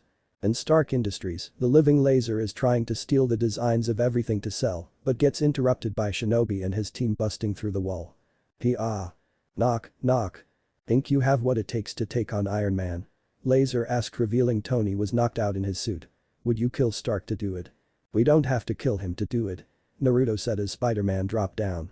Laser then attacked with green blasts as the team attacked but was overpowered by the suit. While fighting, Spider-Man scanned Iron Man before finding a defibrillator that shocked the billionaire up. Tony, restart now. Naruto yelled, having him do that and force the Laser out. Spider-Man tells Iron Man his plan to seal living Laser in the molecular disruption chamber Tony showed Spider-Man when he visited last week. Iron Man distracts living Laser by flying away as Spider-Man and the others run to the molecular disruption chamber. You there, kiddo? Iron Man asked over the comms. Yeah, we're here. He's heading for the thing and he's right on your tail. The thing? Nova asked Spider-Man. Yeah, the thing, it does the thing. Oh, the thing. For a second there I thought you weren't making sense. Naruto said with a deadpan. Iron Man lead living laser to the chamber, having Spider-Man activated and transported living laser to another dimension. It disrupted his basic photonic structure, expanding it across several dimensions to a point where he can no longer control his physical form. Spider-Man said as Iron Man landed. Pretty cool, huh? So where do you think he ended up? Nova asked having Spider-Man and Iron Man shrug. I dunno. So I see you took some liberties with the suit I gave you. Iron Man said as his faceplate folded up. This thing had problems. Spider-Man replied as his faceplate opened up. I had to pop the hood. He said as Tony raised an eyebrow. Why no offense. Later, helicarrier. I'm sorry, are we all good? Peter asked in his old costume without his mask. The team sat with him in the mission room, also without their masks helmet. I'm just making sure. That's your idea of an apology? Ava asked from her seat. I'm sorry. Peter said before sliding to Danny in his seat. Hey Danny, you were right. I'm better off being myself than someone else. Where did you come up with that? A fortune cookie? Danny asked as Fury walked inside. Alright. Get out of here before I remember that you weren't authorized to even think about going to Stark's factory. He said having everyone but Peter leave. A few minutes after they left, Naruto heard a crash from the room as Fury walked out. Guess he let Peter keep the suit. To be continued. Now. New York, night. Shinobi, riding his bike on a rooftop, hit the thruster on his motorcycle and jumped over a ledge to another building before sliding to a stop to see a man jump up and over the ledge. A Spider-Man followed on his bike, running it up the wall. The man has a black thin mustache and a pointy beard on his chin. He wears a special purple and yellow suit with mechanical leaping legs. This is Batroc the Leaper, an enemy of Spider-Man. Spider-Man webbed Batroc's leg before he slid under a billboard having Spider-Man slam into it. Oh ho. The bug went splat.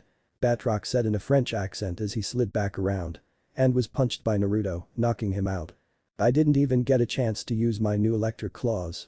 Naruto looked over his shoulder to see White Tiger was behind him, gloves sparking. There'll be other chances. Come on, Fury wants to speak with you all. He finished before all three left, missing security cameras following them. Tiger complaining about Spider-Man not training as often as they do along the way. Otto Octavius's laboratory. My employer will pay handsomely for the capture of Spider-Man, Taskmaster.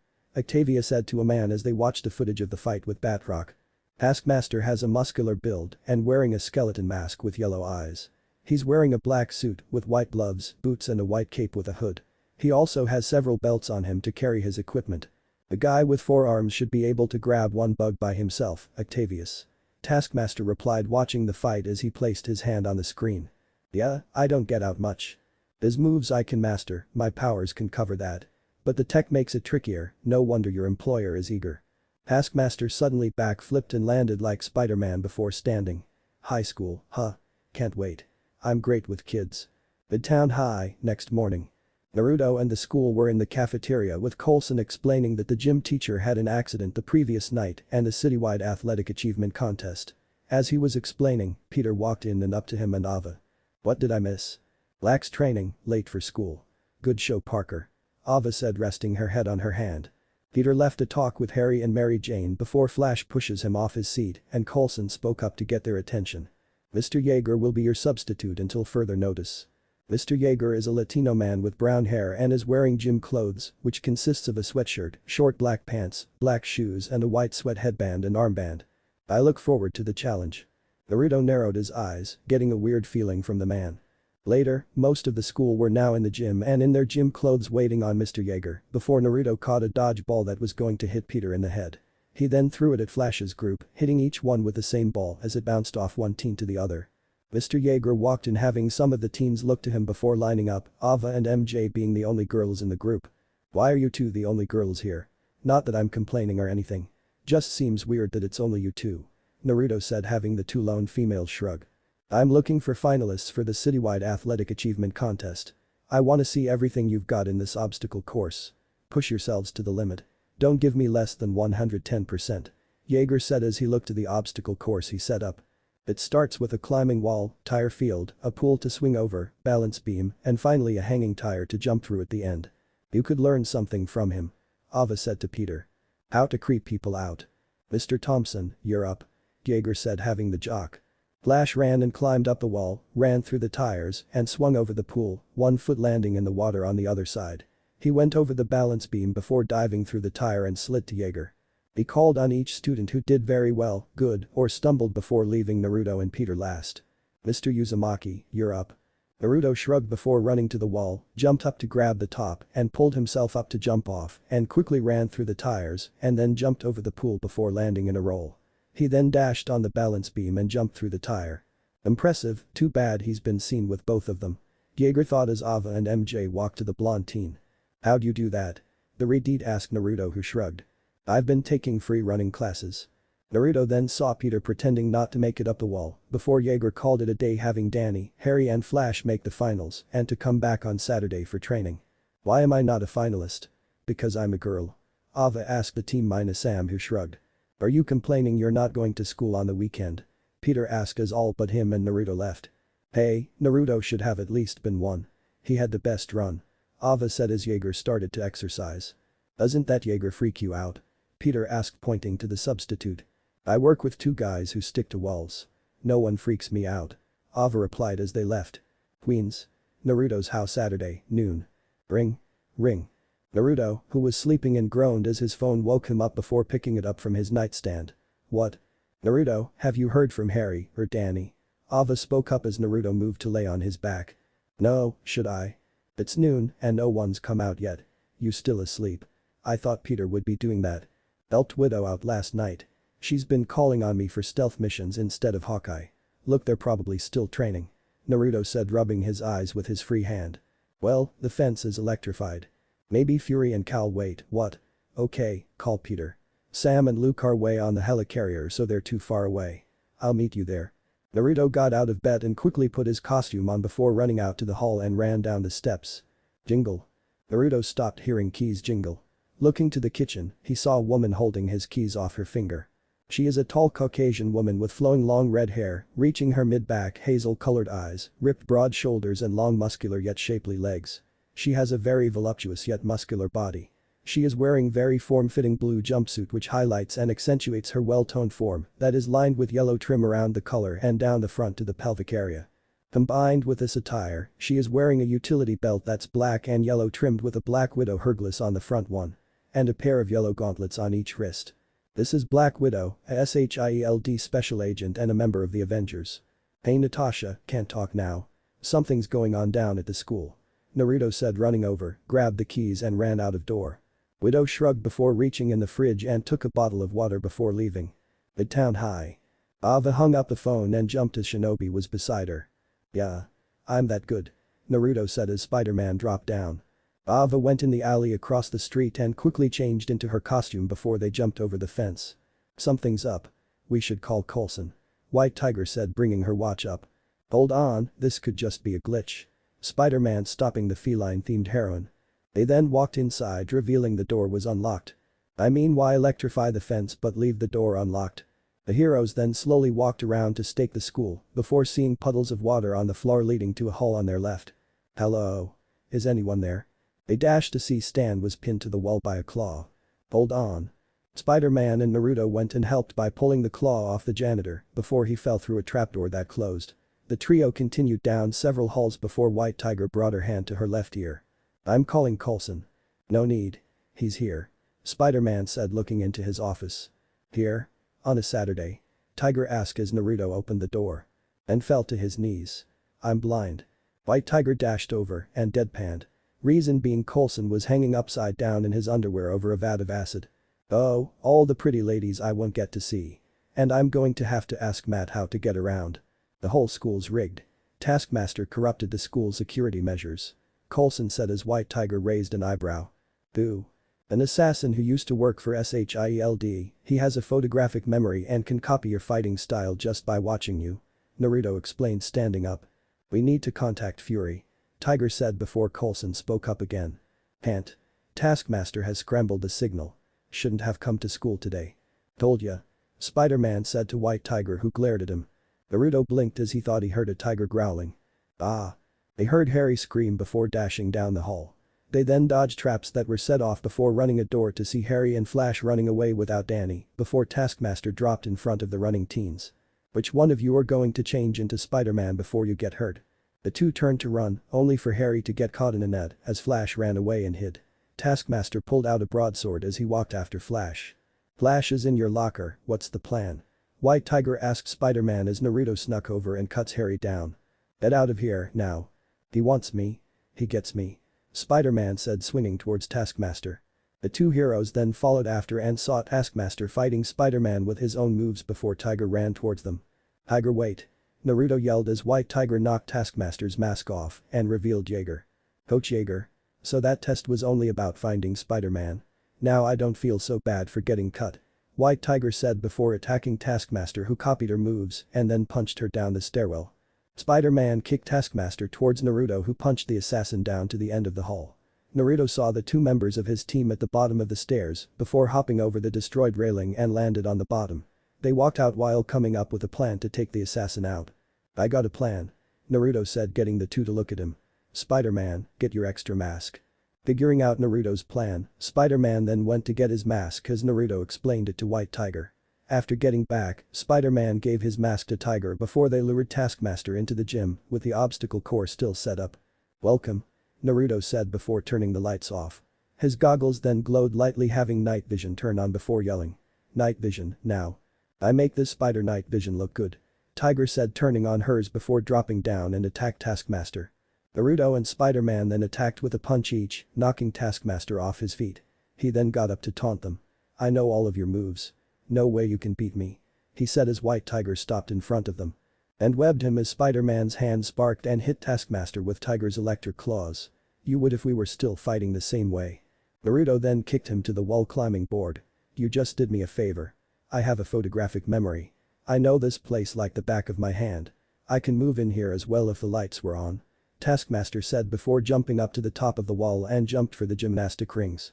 Then fell as Tiger pulled them up. You would if everything was still in place. Naruto then created several clones that throws the tires to Taskmaster before bringing them down around the assassin. Naruto then threw him in the air, having Spider-Man slice the tires off before Naruto hit him to the bleachers. White Tiger then dropped down and webbed him to the bottom rows. I see why you like these. This is fun. Tiger said as the lights came back on. If you don't come with me, I'll expose you as Flash Thompson to the entire world. Taskmaster said as Flash and Harry walked in. Which Flash Thompson? That one?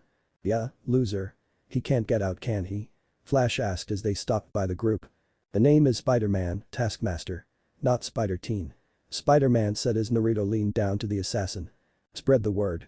This school as well as the city are under Avengers protection. Yeah, you just got schooled. Flash said before Spider-Man looked to the jock. Not helping. Taskmaster then hit a smoke bomb and disappeared, leaving a mask of Jaeger's face, revealing he didn't use his real one for the disguise. Cough. Cough. Cough. Cough. Cough. Think he'll be back? Tiger asked, taking off Spider-Man's mask, showing hers underneath. He's smart. He won't come back with the entirety of the Avengers now watching the place. Naruto replied before they left to see reporters and police were waiting outside. Octavius's laboratory. The school's a dead end. Trust me, you want the spider, you'll have to make him come to you. Taskmaster said, walking in without his cape, getting the scientist to throw a fit and start destroying everything in sight. That's right, throw your tantrum and look somewhere else for Spider-Man. Taskmaster said to himself as he saw a spider walking on the floor. Cause now I know where he hangs out. He trailed off before stepping on the spider. That bug is mine. Midtown High. Shinobi was answering questions from the reporters as Peter, Ava and Danny were talking with Coulson. Taskmaster never even considered Peter Parker was Spider-Man. Your creativity is just as strategic as my training, more even. Ava said to Peter. Really? Going solo paid off, okay. There's still one thing I don't get at all. Peter said before looking to Coulson. Briefs, really? I swim. Coulson said, hands behind his back. Leave the man's underwear alone, Pete. Or he'll get short with you. Ava said, getting the others to chuckle as Coulson left. To be continued. Now. Midtown High, noon. Naruto ate his lunch before hearing MJ speak. The exclusive interview is conducted for the Daily Bugle Communications by rookie reporter Mary Jane Watson. Mary Jane by Mary Watson by Jane Watson by MJ. Why, I think I'll just stick with Mary Jane Watson. Looking up, Naruto saw the Red turn a digital camera towards them, excited to get an interview with his and Peter's alter egos for a contest for the Daily Bugle. So what do the men of the street think? About what? That you're interviewing Spider-Man and Shinobi? I mean, I did see you talk to Shinobi about it earlier today. Naruto said, looking at the meat the school gave them for lunch. You should get him to investigate whatever the hell they're giving us for food. I think it's old gym mats. After school, rooftop. So, how long have you wanted to be a reporter? Spider-Man asked, holding MJ's camera and filmed her. Forever. But why am I answering your questions? You're the ones who agreed to be interviewed. Mary Jane answered, taking her camera back and pointed it at the Avenger in training. My audience wants to know, why now, why me? We trust you won't hide the truth. I know Triple J sometimes just slaps whatever headline that sells and only retracts it when he has no other choice when the police or something shows him that what he's printed is false. Naruto said as Spider-Man looked at the future reporter. And it's important to know the top media, movers and shakers, speaking of which. He said before grabbing Mary Jane, shot out a web and swung to the next building. Ah. Naruto ran after them and jumped across. That was amazing. It was like flying. Spider-Man said, interrupted what Mary Jane was going to say. Their voices sound familiar, do I know you too? Nope, we just have those voices. I know a few people who sound like an actor. Naruto replied as MJ turned to him. Not much of a story if you won't answer my questions. We'll answer everything, except questions about our personal lives. Unlike the other Avengers, not everyone we know is another hero. We don't want them to be in danger all the time because the bad guys want to get to us. Naruto replied before J. Jonah Jameson appeared on a video billboard behind the heroes. And that's why I'm turning my airways over to you, Manhattan. You find the proof, you bring me the video that'll lock the spider threat once and for all. You are the news. 3 words. Nose hair trimmers, Spider-Man said before Naruto suddenly looked over his shoulder and saw smoke coming up into the air just as a shadow bounds off the rooftops. Shit. Look out. The others looked to see a large shadow land on the roof beside them, break it off and lands on the street below them. Looking down, they saw a tall, very muscular man with green skin, wearing nothing but torn short purple pants.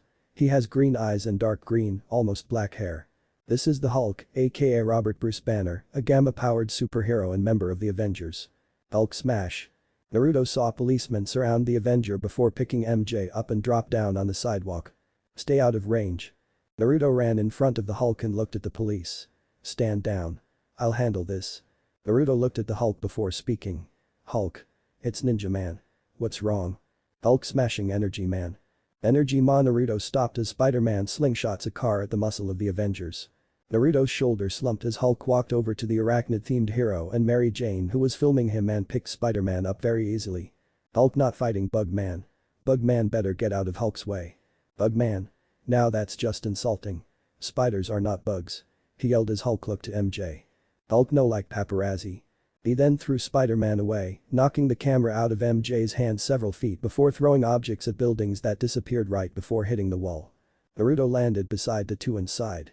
I had that all under control, but knew you had to make him mad. He's the one attacking the city. Spider-Man yelled, getting up. Not without a reason, I know it doesn't look like it, but underneath all that brawn is a genius scientist. He said something about an energy man. Naruto said as Mary Jane continued filming them, battery showing 90%. Show us the footage, MJ, Naruto said looking at the screen. Mary Jane rewound to show the cars disappearing in an electric field before hitting the night vision. I've got an idea. Night vision. Okay, we got that, Naruto said, nodding his head quickly, having his lens glow green. Looking down, they saw a humanoid-looking man slightly shorter than the Hulk, made of pure electricity, fighting against the Hulk. This is Axe, a being made of pure electricity. That's Axe, one of crap, look out. Naruto pushed the two out of the way as Axe threw a police car at them. Spider-Man grabbed MJ and swung away as Naruto ran along the buildings. This is Mary Jane Watson reporting, a massive energy creature is attacking New York, our only hope is the Hulk, Shinobi and Spider-Man. MJ said looking into her camera. Naruto went to calm the police in the area and had some trouble with some who were J. Jonah supporters before bringing up that he's good friends with the commissioner as MJ turned the camera to herself as debris flew past her. As you can plainly see, the streets of Midtown are in chaos. And while I'm not cool with that, we're staying live. I appear to be the only reporter on site, possibly the only one dumb enough to be here. She said, ducking under a car flying by. Near inches from the confrontation that can only be described as incredible. She saw Hulk punch the air and get electrocuted. Why Energy Man here? He asked as a billboard lost power as Axe grew large and became visible to everyone. Hulk hate getting zapped. Stop or Hulk make you stop. Axe then attacked Mary Jane, getting the two heroes to grab her and jump up to a building. We need help, MJ said, getting Spider-Man to look to her. Help? Me? I'm Spider-Man. Just a minute. He said before turning around and turned on his communicator. Director Fury, it's Spider-Man. We need help. Send SHIELD backup. Nice to hear you admitted. But we've got all hands against a destroyer-class threat in Jersey. You can't just let Jersey go. Spider-Man joked before Naruto spoke. Fury, it's Axe. He's attacking New York City. Wrapping up and heading over. Naruto and Spider-Man dropped to help the Hulk get Zax out of the city before Spider-Man convinced he's a friend by throwing a dumpster against a building before running to attack the electric being and kept Mary Jane out of harm's way. No, my camera. She yelled out before Naruto caught it as they went to another building. Naruto handed Mary Jane her camera before she looked past them. Water. Looking back, Naruto saw a water tower before looking to Spider-Man. Water would hurt him. Spider-Man then shot both his webs and pulled the tower down onto Zax, who quickly went into a light post and into the subway. The heroes and MJ dropped down beside the Hulk. Hulk not like surprise shower. He said to Spider-Man. Hulk like Bugman. Bugman good smasher. Humming from the master, that means a lot, Spider-Man said before Hulk bounds away. Naruto was looking at the subway entrance before walking over and started walking down. Passing tape that blocked entrance as it was closed for repairs. Looking around, he didn't notice Spider-Man and Mary Jane follow as well. Spider-Man. Shinobi. The light suddenly turned off, having the trio turn on their night vision. Who knew night vision was a useful option, MJ stated looking through her camera. Crack. A burst of lightning cracked in the tunnel behind them, having Naruto and Spider-Man turn around. Please tell me that's the 6th train. No, get out of here. Naruto said as a bolt got near them. Crack. Now. Naruto yelled, pushing Spider-Man and MJ away just as a bolt of lightning hit him in the back. He was shot towards a wall and cracked it as Hulk crashed through the ceiling. Rah. Naruto got up and saw Hulk fighting against Zax before jumping over to protect the others. Your exclusive turned out shocking, didn't it? Spider-Man said as he got up as well. Really? He has a bad habit of making bad jokes in tense situations, Naruto said, not taking his eyes off of the fight. Go. MJ ran up the stairs as Spider-Man followed, holding her camera for her before tossing her it and webbed the entrance as Zax attacked them. Spider-Man. She ran to the hole Hulk created before filming and reported on the fight before the 3 heroes jumped out, Hulk carrying Spider-Man. Did we get him? Naruto asked before falling on his ass to catch his breath. His shirt now having a burn hole on the shoulder to the chest. His burnt skin quickly healing. Spider-Man fell on his back as soon as the Hulk lets him down to take a knee as well. Mr. Hulk. Do you mind answering some questions? Mary Jane asked Hulk, who frowned before standing. My viewers would like to know if you have a message for them. For New York. Or the world. Hulk not do interviews now. Attention Hulk. Naruto looked up to see it was night as the helicarrier floated above them with fury and SHIELD agents flew down on jetpacks with guns. Put up your hands and surrender. You're under arrest for the destruction of New York. Both Naruto and Spider-Man stood up as Fury and the others landed. Ease off, Yuri. Hulk helped save it from Zax. Naruto said, rolling his shoulder. He then saw several agents aim at the Hulk before stepping in front of him. You guys want him, you got to go through me, Naruto said before a giant Zax appeared beside them. There. Go after him. Spider-Man then swung Mary Jane out of the way before everyone started attacking Zax. Hulk, keep him busy, Naruto said as Fury walked up to him. Hulk hitting him isn't going to work. Not the plan, Naruto said as Spider-Man jumped to a Reek tour bus. Spider-Man then pulled a large cable and explained that Zax taking too much energy before surging out before jumping over and threw the cable at Zax. Here you go, Sparky. Zax grew before Naruto yelled. Anything you have that uses electricity, throw it in. Naruto then threw his shock ammo in as the agents threw their weapons and utility belts in, while the Hulk threw car batteries in Zax as well. Anything left? Fury asked as Mary Jane walked up, her battery fully charged from the earlier fight. My camera. You sure? Naruto asked, having the journalist enthusiast nod. Naruto grabbed it, turned around and threw it at Zax's leg before he exploded, knocking down a building. Mary Jane. Spider-Man yelled as he ran to where she was pulling rubble away. Hulk picked him up and moved him out of the way before pushing several large pieces away and saw Shinobi keeping a chunk of a wall off of them before pushing it away. Thank God. That was heavy like no tomorrow. He said before the Hulk took several steps forward. Human stupid. He yelled before looking back. Except for Bugman and Ninja Man. They good smashers. He then jumps away as Naruto turned to MJ. Here you go. I was able to get this before throwing it. He said, holding a memory card.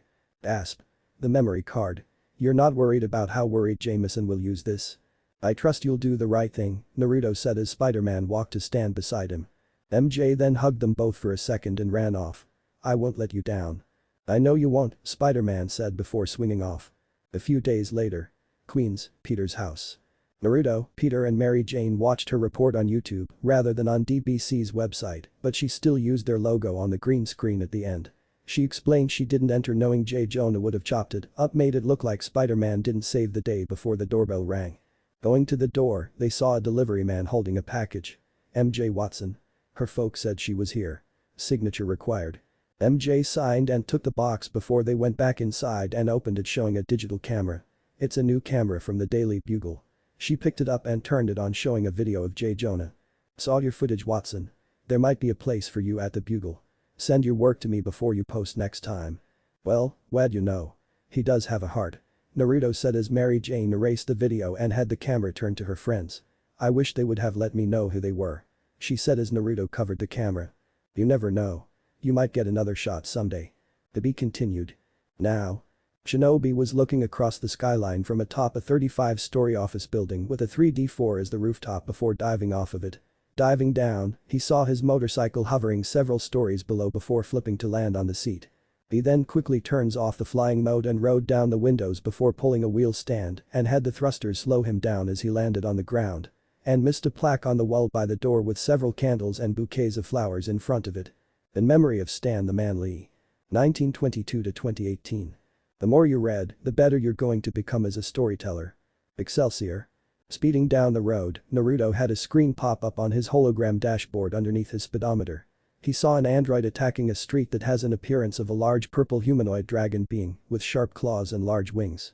This is Dragon Man, a villain Spider-Man has fought on numerous occasions. Naruto reached for his thruster button, only to stop seeing someone take out the android. Naruto saw the person was wearing a costume that looks the same as Spider-Man, but is completely black with a white spider on the chest and white patches on the top of his hands. "The hell?" Naruto asked as he set the bike to auto drive to the helicarrier and saw posts on social media praising the black spider-themed hero, even J. Jonah. "Yeah, that doesn't make Triple J look like a biased jackass. I thought he hated most masked people after his wife was killed." 1. Naruto then continued through the traffic before seeing the helicarrier come into sight. SHIELD meeting room. Naruto took off his mask as he walked in to see the team also has their masks, glasses, helmet off as Fury was showing them footage of the Black Spider-Man stopping various crimes. Achoo. Peter sneezed as Naruto noticed the bags under his eyes and red nose, indicating he was sick. "This new kid looks like an up-and-comer. What do we know about him?" Fury asked as Naruto crossed his arms. "Little to nothing, outside of being an all-black version of Spidey, but it could be Venom." "Are you serious? It looks nothing like Venom. Venom was too muscular," Sam said, getting the Avenger to look at him. "After getting on Spider-Man, sure. But when he took over you, Danny, and Luke, he took your body frame. What if Venom knows we're looking for him and slimmed down?" "Perhaps you're seeing connections where there are none," Danny said, folding his arms in front of him on the table. "Or are you jealous that someone's a better you?" Sam said, looking at his leader. "I'm with our leader on this one," Peter said as he sniffled. "No one is better than me. Sure, the Hulk and Thor are physically stronger, but they haven't fought me yet." "Is this some ninjas never trust anyone thing?" Luke asked from his spot. "You have someone you thought of as a friend run a lightning-covered fist through your chest 2 times in a row and see if you come out without any trust issues." His team just stared at him in shock. "What? Look, we'll keep an eye on him for a while before doing anything, good or bad." "Achoo." Peter sneezed again before leaving. "He better not get me sick," Ava said as she tried to move away from Peter. Later. A little while later, Shinobi and Spider-Man caught up with the Black Spider hero to talk to him, only for the black-suited hero to blow them off. Naruto sighed as he looked through files on his hologram dashboard for anything after hearing that the voice of the new hero was deep and sounded slightly scrambled. And missed cameras keeping watch on them as well. Dr. Octavius's hideout. Otto was watching the reports on the news Spider-Man before Norman walked in from the shadows. "Octavius, don't tell me you called me all the way down here to watch something I could watch on my office's flat screen." "Of course not, Mr. Osborn," Otto said as he brought up footage of Naruto and the others fighting Venom at Norman's house. "Observe. This new player has many of the same qualities as our last experiment. But more focused, controlled, deadlier. See any similarities? I want you to get to the bottom of this. Now," Norman said before walking away. "Of course, Mr. Osborn. I'll send the Dragon Man android out again to do further tests." Midtown High, 8:50 a.m. Naruto was putting books away at his locker before hearing 2 girls walk past him while talking about how the new hero was cute. Even though he was wearing a mask. Although Shinobi is hotter. one girl said passing Naruto. How can you tell? He also has a mask. You see those muscles under that skin-tight shirt? The girls then left giggling as Naruto closed his locker and saw Sam was talking to Peter, who coughed. Whoa. Aim that somewhere else. Sam said before leaving himself. Hey Pete. Naruto saw Harry run up to them and after seeing at how bad Peter was looking took him to the restroom to tell him something in private before shrugging and leaving for class himself. New York City, night. Shinobi was patrolling the streets as Spider-Man was on the other side looking out for his copycat. Hearing something, Naruto looked down and saw a group of masked men trying to break into a building from the alleyway exit. Well, I don't think they forgot their keys. Naruto then dropped down and slammed one man's head on the ground, knocking him out. He then stood up and dashed to the others before ducking underneath a swing of a crowbar and uppercuts the man. Naruto grabbed the crowbar and threw it at another man, hitting him in the head, having him flip back to the ground. He then kicked the final man, forcing him to fall to his knees before bringing his foot to the back of his skull and brought the man's head to the ground. Naruto dusts himself off as the man he uppercut fell on a pile of trash bags. After dealing with the group, Naruto ran up to the top of the building and saw a jewelry store was being robbed. Running to it, he dropped down at the window. Knock knock. Naruto knocked on the window, getting the thug's attention. Hey fellas. It's Shinobi. Bet him. Bang bang bang bang. Naruto jumped out of the way as the robbers shot at him before creating clones that went to each man and slammed their heads on the walls, knocking them out. He then ran up to the roof and saw Spider-Man talk to Fury over his watch before running over. Hey, when I know, you'll know. Over and out. Spider-Man said as Naruto landed in a crouch. You're lying. What? No, I'm. Yes you are, the only person who would come into contact with Venom who has that build, and you're doing everything to keep Fury and the team from fighting him is Harry. So it's him, isn't it? Naruto asked, walking to the edge of the roof. Yes, he is. So it is Venom. Let's stop him before it takes him over. After traveling for several blocks, Naruto looked down to see Dragon Man run into Spider-Man and attacked him. Right as Naruto stopped to help, the black Spider-Man swung and tackled the android to the ground and ripped its wings off. Naruto saw someone take a picture and saw the black-suited hero throw the wings at the person. Whoa. Naruto yelled as he grabbed the teen and got out of the way of the wings that are now stuck in the wall. Who's next? The black spider yelled, voice deepened. Come on, somebody. He then grabbed a taxi and lifted it over his head. Hey. You're supposed to be a good guy. Put him down. The black suit looked to see Naruto and Spider-Man standing to his left. And then threw the cab at them. Spider-Man and Naruto, whose body glowed blue for a second, grabbed the cab and puts it down. Spider-Man and Shinobi. Always getting in the way. Venom said as tendrils appeared on his back and had sharp teeth come over his mouth. Not for long. He yelled, attacking the heroes with swipes from his claws. Come on, Venom. Let the person you're on go. Naruto said, thinking if he should use his shock ammo but decided against it in case Harry got hurt. Boy. You think you may have some control issues here, what? Spider-Man said, hanging upside down from a light post. I'm in complete control. I can do anything.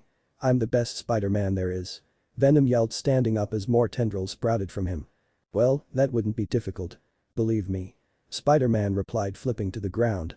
They continued to fight on the side of the building, Venom gaining ore of his muscles that he got after getting on Spider-Man from their first encounter.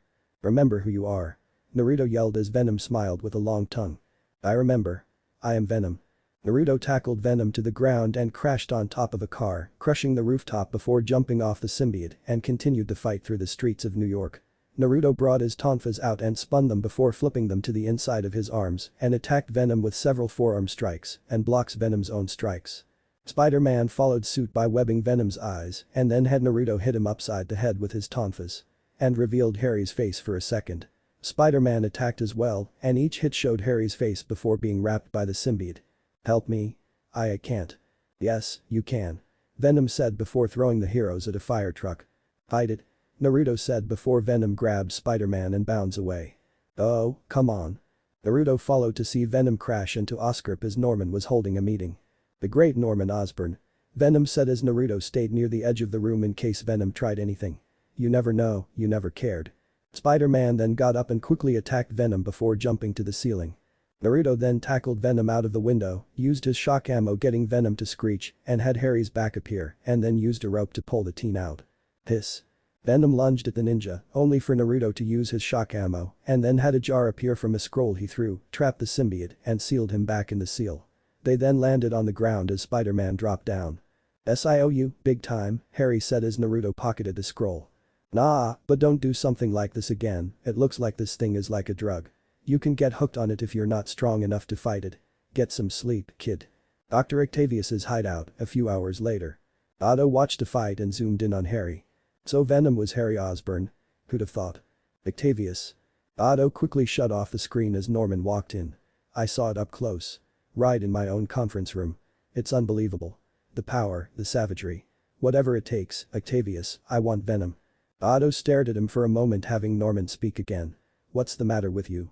Do you know something I don't? Not a thing, Mr. Osborn. Not a thing. SHIELD, helicarrier. Spider-Man with his mask off just got done telling Fury about their fight with Venom.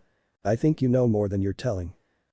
Look, Fury, we don't know who Venom took over, but after what he did to them they deserve some rest for the moment. Naruto said without his mask as he stood at the door. Later, they went to train a little with the team who were waiting inside, masks off as well. And saw them coughing and sneezing, catching the cold Peter had. Well, look who it is, the original germ spreader himself, Luke said, holding a tissue over his mouth. I cough.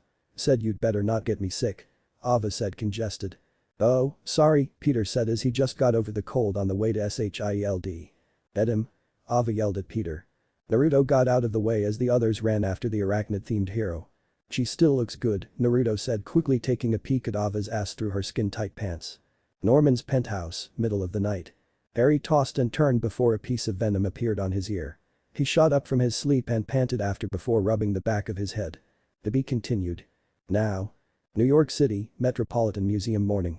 Naruto, wearing a black muscle shirt and faded jeans, yawned as Midtown High was on a field trip in the Metropolitan Museum, where Coulson was teaching them Nordic mythology while walking around a Nordic stone.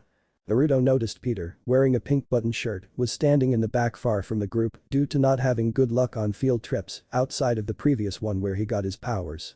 Pop. Naruto was brought out of his thoughts as an African-American girl popped her bubble gum after Coulson stopped on how Thor was now an Avenger and not just a legend. Naruto looked to see the team with Ava wearing a pink tunic over a black long-sleeved shirt and a brown belt, Sam wearing a faded orange shirt, and Danny wearing a green shirt. Danny reached to touch the glass and started reading the script on the stone, having Naruto quickly walk over. Danny Dawn. The flash of light stopped him as a strong cold wind blew the room with snow. Damn it. Don't go reading stuff when legends have just been proved to be real. Naruto yelled before looking to a very tall figure in front of him.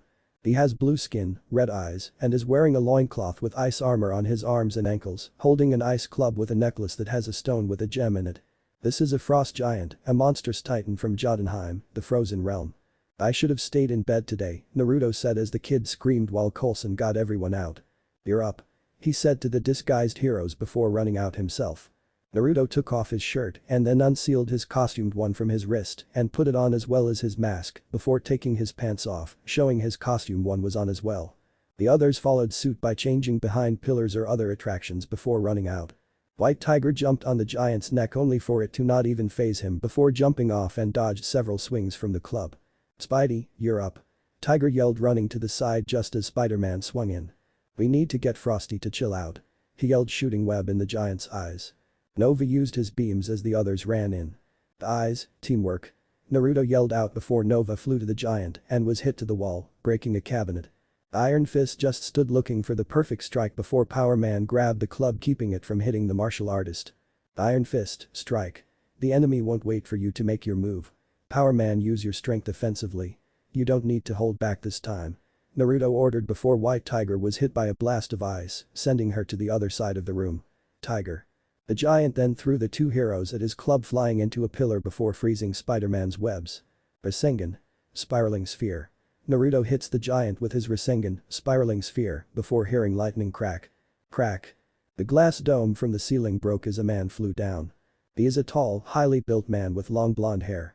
He's wearing Asgardian armor with black chest plate with 6 silver discs connected with a gold lining, silver lined in chainmail armor, a red cape, and a wing-shaped helmet. This is Thor Odinson, an Asgardian warrior prince and the god of thunder who came to Midgard and is a founding member of the Avengers. Thor. Naruto yelled as Thor looked to him. Shinobi. Thor greeted as Naruto's team ran up. Stand back. The matters of Asgard are no place for oddly dressed younglings. Did he just call us younglings? White Tiger asked as she stood in front. And oddly dressed? Sam, maybe Spider-Man said after the feline-themed heroine. Thor then flew around attacking the giant before Naruto attacked as well with a large Rasengan. Spiraling sphere, just as Thor hit the giant with Mjolnir, sending him through a wall. Fortune was merciful on you today, you could have been hurt, Thor said as he flew to the teen heroes. They can take care of themselves, Thor. I am Naruto was interrupted by the Asgardian. I'm sure they'll make fine warriors someday. As will you. As will I. Dude, I helped form the Avengers. The team just looked at their leader arguing with the Thunder. Is he actually arguing with Thor? Thor ignored his fellow blonde to go to the frost giant and look at his necklace before reaching for it. What's that around your neck, giant? Thor, wait. Don't touch that. Spider-Man said before swinging over. Stand down little one, the matter's well at hand, Thor said touching the stone. And had a green light blind them for a moment before dying down. They then blinked as Thor was turned into a frog but still had his armor on and a shrunk down Mjolnir. Thor. Oh, what the hell is this? Naruto asked looking at Thor's new appearance. There is only one being in all the 9 realms capable of such bewitchment, Thor said keeping his voice. The Wizard of Oz. Spider-Man said with a shrug. My evil half-brother, Loki. They looked to see a tapestry with Thor, his father, and Loki on it before explaining Loki has been trying to usurp the throne and rule the 9 realms and did everything to do so while embarrassing him along the way. Trouble is at hand, I must go back to Asgard, Thor said turning around and hopped away. I get it, you're hopping mad at your bro. Okay, that was lame. They can't all be winners. Spider-Man said with a shrug. You're not in a position to exact revenge. I am still Thor, the Thunderer. Loki will face my wrath. Thor stopped before eating a fly. Sigh, let us help, Naruto said getting the transformed Asgardian to look back at him. Nay. Asgard is no place for mortals, Thor said holding his hand up. Thor, you said Loki's planning on conquering the 9 worlds. Earth is one of those worlds, right? White Tiger asked walking up. Oh, and not to mention there's the tiny problem that you are a frog. Spider-Man brought up getting Thor to sigh. You're right. Thor quickly spun Mjolnir and then created a portal. Thou art entering the realm of Asgard. Prepare for wonders beyond your imagination. They walked in and saw it was night and a city covered in snow and ice as was the people. Asgard covered in ice. No. Loki has already seized control. Thor said walking forward. And was covered in ice, as was the others before frost giants came out of the snow. Later, in the throne room sat a man in green and gold armor, cape and a gold helmeted with long horns throwing Thor, who was in a green energy ball up and catching him. This is Loki Laufeyson, the god of mischief, Thor's half-brother and the adopted son of Odin. Loki then looked to see the others are in a dome of ice. He tossed the ball around taunting the heroes on tricking them to get Thor back and conquering Asgard as his father is sleeping the Odin sleep. Naruto stayed silent as Iron Fist was looking for a weak spot to break the ice before looking to the throne. And then there are these. Are you keeping pets of your own, Thor? He did not just call us pets. Tiger yelled out. This coming from the girl dressed as a cat. Nova pointed out getting Tiger to glare at him. Found it. Iron Fist said before he and Power Man hits the ice breaking it to pieces. The heroes then battle the giants as Nova rescues Thor and recovers his hammer, but Loki is too powerful and they are forced to escape with a reluctant Thor creating a portal. Naruto, Thor, and the team. The heroes landed in the woods in 3 feet of snow. What are we thinking? Fleeing from battle. Thor Odinson never. Oh, shut up. It's that attitude that caused Loki to get this far. Stop acting like a spoiled prince and start thinking like a warrior. We're retreating to think up a plan. Naruto said as the others stood or sat. He then looked at Tiger, glanced down and quickly turned his head. Hey, are you cold, Tiger? Yeah, it is snow. Tiger trailed off feeling something on her chest. Glancing down, she let out an uncharacteristic squeak and quickly covered her chest. I was holding my own. Nova yelled as Spider-Man shook some snow off his shoulders. You just broke a fishbowl. Shinobi's words ring true, Thor said sitting cross-legged. Loki exploited my pride. My rushing into battle. I have doomed us all. No, you haven't. First, we need to lose the enchantment around you. Naruto said before Nova snapped his fingers. I got it. Ava, kiss the frog. What? You kiss the frog? Not how it works, I've seen the movie. An idea. Thor said breaking up the teen heroes. Yes, the odds are long. But there may be someone that Loki has forgotten. And he may offer us a chance at tipping the scales back in our favor. Nidavellir. Later, they traveled to Nidavellir, the realm of the dwarves, and reached a cave. As they walked inside, they felt it get warmer the further they went inside and heard hammering. If we get out of this alive, no one will believe us unless we bring back souvenirs, Spider-Man said reaching the end where a short man was hammering a gold sword by a forge. He has a dwarven appearance, has a beard and gruff appearance. This is Eitri, the king of the dwarves and creator of Mjolnir. Master Dwarf, it is I, Thor, the Thunderer, son of Odin, the Alpha. Thor stopped as Eitri held his hand up. I know. Make this, make that, sign here, fix that. I knew the moment you walked in, Thor Odinson. I made your hammer, the greatest weapon in all of the 9 worlds. But do I get a thank you? No, you come only when you need something. He said before continuing his hammering. You want help? Now's the time to forget that arrogant prince stuff. Naruto said to the Asgardian who hopped over and held his helmet. I apologize. You deserve the highest respect, Master Dwarf. The Prince of Asgard should have given you that respect. And for that, I am sorry. He said, getting Eitri to stop hammering and walk over. What's this? Humility. Well, if a prince can bow to a dwarf, perhaps there is still hope left for Asgard. Hope for you all. Eitri said, looking to the teens. What can a dwarf do for you, Frog Prince? Later, Odin's palace. The heroes appeared in front of Loki, who just sighed. Alright team, go. Use those new weapons to their fullest. Naruto yelled, throwing his arm out as he had a small leather strap around his shoulder. He then remembered Eitri giving the team weapons to fight Loki. The weapons each used their shortfall as a strength. White Tiger held a gold mystical bow that formed an energy string and arrow as she reached for the bow. This bow draws on your ability to see flaws in others, yet requires absolute concentration to fire. Block out all distractions, focus on the task at hand. You will find your aim straight and true. Tiger then fired the arrow at a giant, knocking him over. Nova flew towards a giant holding a gold halberd. This halberd is difficult to balance, it requires a steady hand. Be patient, pick the right moment, then unleash your power. He slashes at a giant and sends him flying back towards the wall. Iron Fist dashes over with a gold short sword. There is no margin for error. With this short sword, you cannot wait for an opportunity, you must make your own. Trust your instincts, attack. Iron Fist cuts a club of a giant and attacked him, forcing him to the floor. Our man held a short-handled double-headed battle axe. You hesitate to unleash your full power, you hold back in battle. Use your power defensively. This axe is meant to attack. Use your power, wield it, own it. Our man attacked the floor, sending a shock wave, knocking several giants to the floor. Naruto reached behind his back and pulled out an axe from an shaped holster. It is a two-handed war axe with 2 runes on the blade at the handle and ornate gold on both the blade and handle. 1. AN. Picture a fully upgraded Leviathan axe from God of War 2018 game. That axe, like you, has traveled through realms beyond our own. Faced many trials before coming here.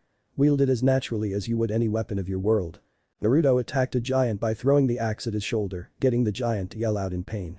Naruto opened his right hand to attack, only to blink as the axe flew back into his hand. He then grinned and started to attack the rest, as Spider-Man was not given a weapon due to him using his words as one.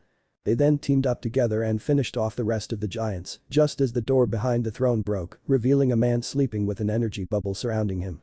He is well built and larger than Thor. His right eye is covered by a green patch, and he's wearing a full body armor. He has white hair and a white beard. This is Odin Borson, the king of the Asgardian gods, and is the father of Thor and Loki. Spider-Man then webbed it and dropped in front of Loki. You broke the door. This is why we can't have nice things. Stand aside, mortal. Loki said as Thor hopped over and was knocked out. Naruto kept his distance for the moment, his axe having eyes starting to cover the blade as Spider-Man looked at Loki. Your words. You use them to protect yourself from an unkind world. Today, you must turn them into a weapon. Hey Loki. You want to take over the world like this? With your father asleep and Thor, your brother, as a frog. Everyone would say you didn't earn it. Look, Loki used giants to conquer Asgard while his father was asleep. Well, our strongest warrior was weakened by being turned into a frog. Loki sneered before turning Thor back into his self. He did not just fall for that. Naruto thought before Thor grabbed his brother. Loki dropped the amulet that transformed Thor as Naruto threw his axe at it, breaking it. The trickster tricked by a mortal. Loki asked before Thor spoke. He is no mere mortal. He is the man of spiders. Close enough, Spider-Man said with a shrug. The giants fled as Loki looked to Spider-Man. Stay on your guard, Spider-Man. For the rest of your useless life. Loki yelled before disappearing. Earth, later. Thor brought everyone back to the museum without their weapons. Till we meet again, friends. Your name shall be sung in the halls of Valhalla. I'd settle for a t-shirt or those weapons, Spider-Man said as Thor smiled. The dwarves will keep them till you have need of them again. 2. He then created a portal having a 2-headed goat walk out. But perhaps this will satisfy. A traditional Asgardian warrior reward. Ah. How do we decide on who keeps it? Spider-Man asked the team. All yours. You keep it. Best field trip ever. Spider-Man said, reaching down to pet one of the heads. Chomp. Only for it to bite him. Ow ow ow. The bee continued. Now. Night, Times Square. Shinobi and Spider-Man looked at people running around before looking towards a building where a man walked out with policemen helping him put bags of money into a van. He's wearing blue armored clothes with a gold gauntlet, cape, and headpiece. This is Miss Marrow, a mutant supervillain with the power of hypnosis. He's an enemy of the X-Men. He then ordered the civilians to attack the duo, having the heroes block any attack. Spider-Man jumped on a bus as Naruto was pushed to it. Let them go. Naruto heard a gruff voice yell out before jumping up to see a man standing at 5'3" wearing a yellow costume that's dark red on the shoulders to the waist in a V. He's also wearing red trunks, has red around his cowl, showing his 5 o'clock shadow, and red boots and gloves. He also has 3 metal claws coming out between each of his knuckles. This is Wolverine, a mutant superhero and a member of the X-Men. He didn't do this, Wolverine. It's Miss Marrow. By the van. Wolverine dashed to Miss Marrow, pushed him against the van, and brought his left fist underneath the criminal's chin. You have until the count of 3 to put them back, Miss Marrow. Who is this guy? Spider-Man asked as he crouched on the van. He's a mutant with the power of mind control and can even swap people's minds, Naruto replied as he stood by Wolverine. Snicked. 1 claw came out by Miss Marrow's right cheek. 1. Snicked. 2. Another claw came up by his left cheek. Wanna see what happens on 3? It really hurts. Okay. I release them.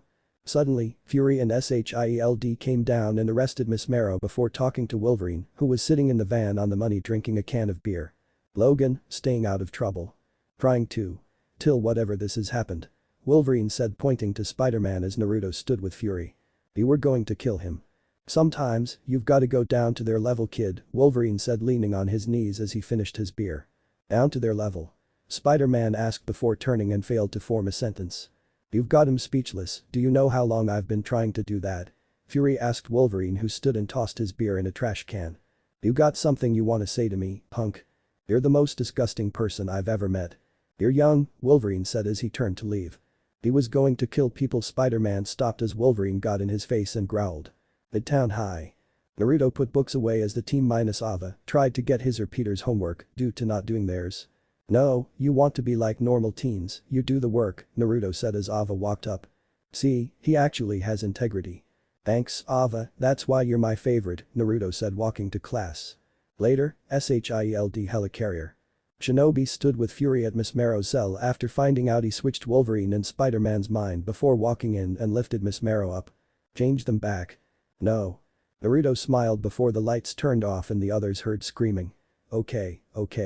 The lights turned back on and they saw a shivering Miss Marrow on the floor as Spider-Man and Wolverine found themselves back in their own bodies. A week later, Naruto's house. Naruto was eating breakfast as he read the news on a holographic screen about Spider-Man apparently beating criminals to near death before the doorbell rang. Going to it, he saw Mary Jane on his porch before speaking. No, Peter. Bolted out of his house when I got to it. They walked to school and once class started, Naruto saw Peter talking to Harry, who was sweating and had bags under his eyes before he left. You've gotta trust me, Pete. I trashed the watch. Naruto heard Harry speak before leaving. Well. Harry did take Spider-Man's build at first when starting. Maybe people are thinking it's Pete instead.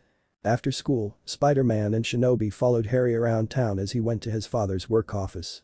A few minutes went by before seeing Venom in the office with Norman having the 2 speed over and jump through the window.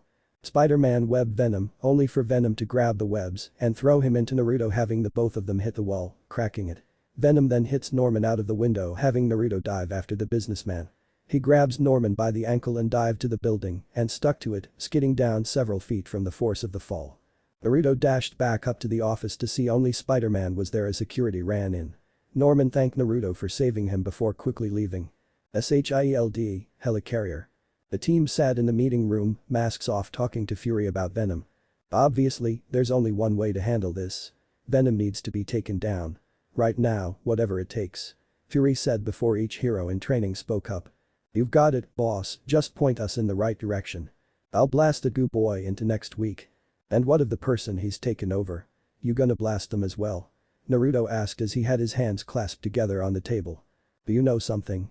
Fury asked the ninja, who crossed his arms. I know who's in it, but they don't deserve to be on the SHIELD's hit list because they've been taken over, Naruto explained once he saw Peter was going to open his mouth. It'll be better for me to take this heat. Some leader you are. Let me at him. Ava yelled, standing up and pointed at Naruto. Not the response I was looking for. Fury said, crossing his hands behind his back. Too bad, I don't answer to you. I'm only here to train these guys to be the next Avengers. Ooh. I might even qualify for diplomatic immunity, given that I am the only one here from my country. Naruto replied, leaning back in his seat. If keeping secrets from your own team is how you're playing this, you're off this mission, then. Oh no, time off to spend with Natasha at the tower. Shit, I can't believe you do that to me on my first offense. I mean, I'd have to see her in nothing but a towel 2 times a day. Just kill me now. Naruto sarcastically said before leaving. Oscar. Shinobi staked the office building out with Spider-Man, who ditched the team, as well as webbing up the tunnels at the school. They then saw Venom climb up before giving chase as well. They chased him to a lab where Norman was with 2 scientists before Venom grabbed Norman and threw him against a console, breaking it. The scientists took Norman out just as the team dropped in from above and attacked Venom. Stop. The team stopped as Naruto yelled out, Tiger having a gauntlet on with claws. I am still your leader and an Avenger. There is an innocent person inside that symbiote and you will hurt them if you continue, so stand down. But Fury ordered us to. I don't care. I'm working with SHIELD, not for them. And you are under my leadership even if I'm off this mission, so stand down. Naruto said, having Venom get away. What's going on? Everyone looked back to see Norman walk in, White Tiger hiding her gauntlet behind her back. Why are you all here? Who asked you to interfere? You need to leave right now. Okay, Norman. But just a heads up. I'll be telling SHIELD this, so they'll be here to make sure all of this is legal. So you have a nice day. Midtown High, night. Crack. Lightning cracked as the team was in the detention room. Nova laying on a table, White Tiger sitting on the one in front of him, legs crossed as Shinobi and Spider-Man sat beside her. And Iron Fist and Power Man standing by the side. Okay man, it's just us. No teachers, no Coulson, no Fury. Power Man said from the end of the table. No witnesses. Nova picked up after Power Man. We are standing in a circle of trust. Iron Fist finished as lightning cracked again. Crack. You were protecting Venom. White Tiger yelled at Naruto, who glanced at her after checking her legs out. From us, why? I'm protecting the person inside, whom you all are forgetting about. But we're the hero. I don't care. I fought Hawkeye when the Avengers formed as he was mind-controlled to help Loki with the invasion. I will take on the Avengers, SHIELD, the Fantastic Four, and the X-Men if it meant protecting the people, but that's more if they're mind-controlled. And the X-Men have Rogue and Storm. Are they the strongest? Power Man asked the ninja. No, they're the hottest. Okay, there's Jean as well, but she's engaged or married I think. It's Harry Osborn who's trapped in Venom, Spider-Man said before lightning struck, flashing the room. Crack. Crack. Lightning cracked several times as the team nodded. Makes sense. Power Man said, knowing the reason Spider-Man didn't tell them that Harry was Venom was that he is his best friend. Makes sense, that's it. There was dramatic lighting and everything. You understand why we. Yeah. Best friend, moral dilemma, blah, blah, blah. Tiger said as she leaned back on her hands. He's in over his head, it's not his fault. He can't control it. If we treat him like any other bad guy. What are you all doing here this late at night? Spider-Man was interrupted by Fury, who came on a hologram over the chalkboard. Who authorized this meeting? And what are you doing here? Fury asked Naruto, who was sitting with his legs on the desk. Late team bonding training exercise. I'm training them to fight Venom without hurting the one inside. Is there any critical information you're leaving out? Any of you? Everyone kept quiet at that. Right, so you're all in on it, now. Fine, just remember that thing is still out there, so you're at threat level alpha. Fury out. Fury them turned off communications as Naruto looked to the others. Thanks for not turning us in. Enough blubbering, Nova said, sitting up. There's still stuff to do. So aside from Harry Osborn being trapped inside of it, what else do we know about Venom? Power Man asked. Come on, some info we can use here. White Tiger stood up and held a claw-shaped glass vial with a small amount of venom in it. You mean, besides this? Spider-Man took it and looked at it. Let me at the chem lab for a bit and I'll whip up an anti-venom that'll cure Harry. You can do that? Tiger asked, pointing at Spider-Man with a hand on her hip. He can do that. Fist said, arms crossed behind his back. Don't forget, I made my web shooter, remember? Simple chemical compound mixture. Isolate the hypothalamic protein and voila. Easy peasy. So, while you're playing professor, it's up to us to find Venom. Power Man asked. He might just find us, Naruto said looking at the venom sample. Naruto and the team walked down the hall as Spider-Man webbed to the chem lab to fix up the antidote. So what's our first step? Tiger asked as she looked to Naruto. Find Venom, he might want to get revenge against Spider-Man and I for keeping him from going after his father and can probably track us with the little venom we have. Where's Spider-Man? The team looked up to see Venom was at the door walking inside. Found him, Naruto said before they dashed to Venom and attacked with attacks that would only stun Venom and keep him at bay to allow Spider-Man time to create the antidote. Spider-Man then ran out with a medical syringe gun and ran down the hall having Venom give chase. Everyone else followed outside in the heavy rain to see Spider-Man use his webs to flip Venom onto his back. They ran to hold him down as Spider-Man swung up to an antenna to web the antidote and pull it back to him. Venom then climbed up after the arachnid-themed hero and tried to grab Spider-Man who jumped back down to the roof. Crack. Lightning hit the symbiote having him screech and fall down having Harry pull out slightly. Help me. Venom covered the teen again having Nova use his blast and hit Venom in the back, having Spider-Man jump on his back and apply the antidote. Venom then threw the hero off of him and had Spider-Man slide to the others. Naruto looked to see Venom disintegrate, leaving a weak Harry on the roof. The next day hospital. Shinobi and Spider-Man looked on as Norman talked to Harry before he addressed them. You brought him in. Is he going to be okay? Spider-Man asked from the ceiling. He'll be fine. This is a family matter, you can go now. The heroes left out of the window before Norman looked to see a sample of Harry's blood and picked it up. Hello Venom. Dr. Octavius's laboratory. Norman walked up to the scientist. I'm only going to ask this once, Octavius. Did you know about this? Did you know about Harry? Of course not. How could I have known? How could anyone know more about your son than you? Very well. In any case, I brought you something. Norman said and held out the blood sample. Spider-Man and Shinobi's interference notwithstanding. See what you can do with this blood sample from my son. Octavius had a tentacle grab it and brought it to him. Oh, I will, Norman. I will give it all of my attention. SHIELD, helicarrier. Shinobi watched as the team was combat training with robots as Spider-Man stopped it and thanked them for helping out. No problem. We're a team and you're friends, Webhead. Power Man said. So no more secrets, deal? Tiger asked stepping up and pointed at Naruto and Spider-Man. Trust is the strongest bond. Iron Fist said bringing his hands together. I know that now. I couldn't have done it without you. Except for the anti-venom. You guys don't know your beakers from your elbow. But you know, other than that. You smug little tiger was interrupted as Power Man stopped her and Nova turned on the robots having them attack Spider-Man for keeping a secret from them. To be continued. Now. New York City, morning.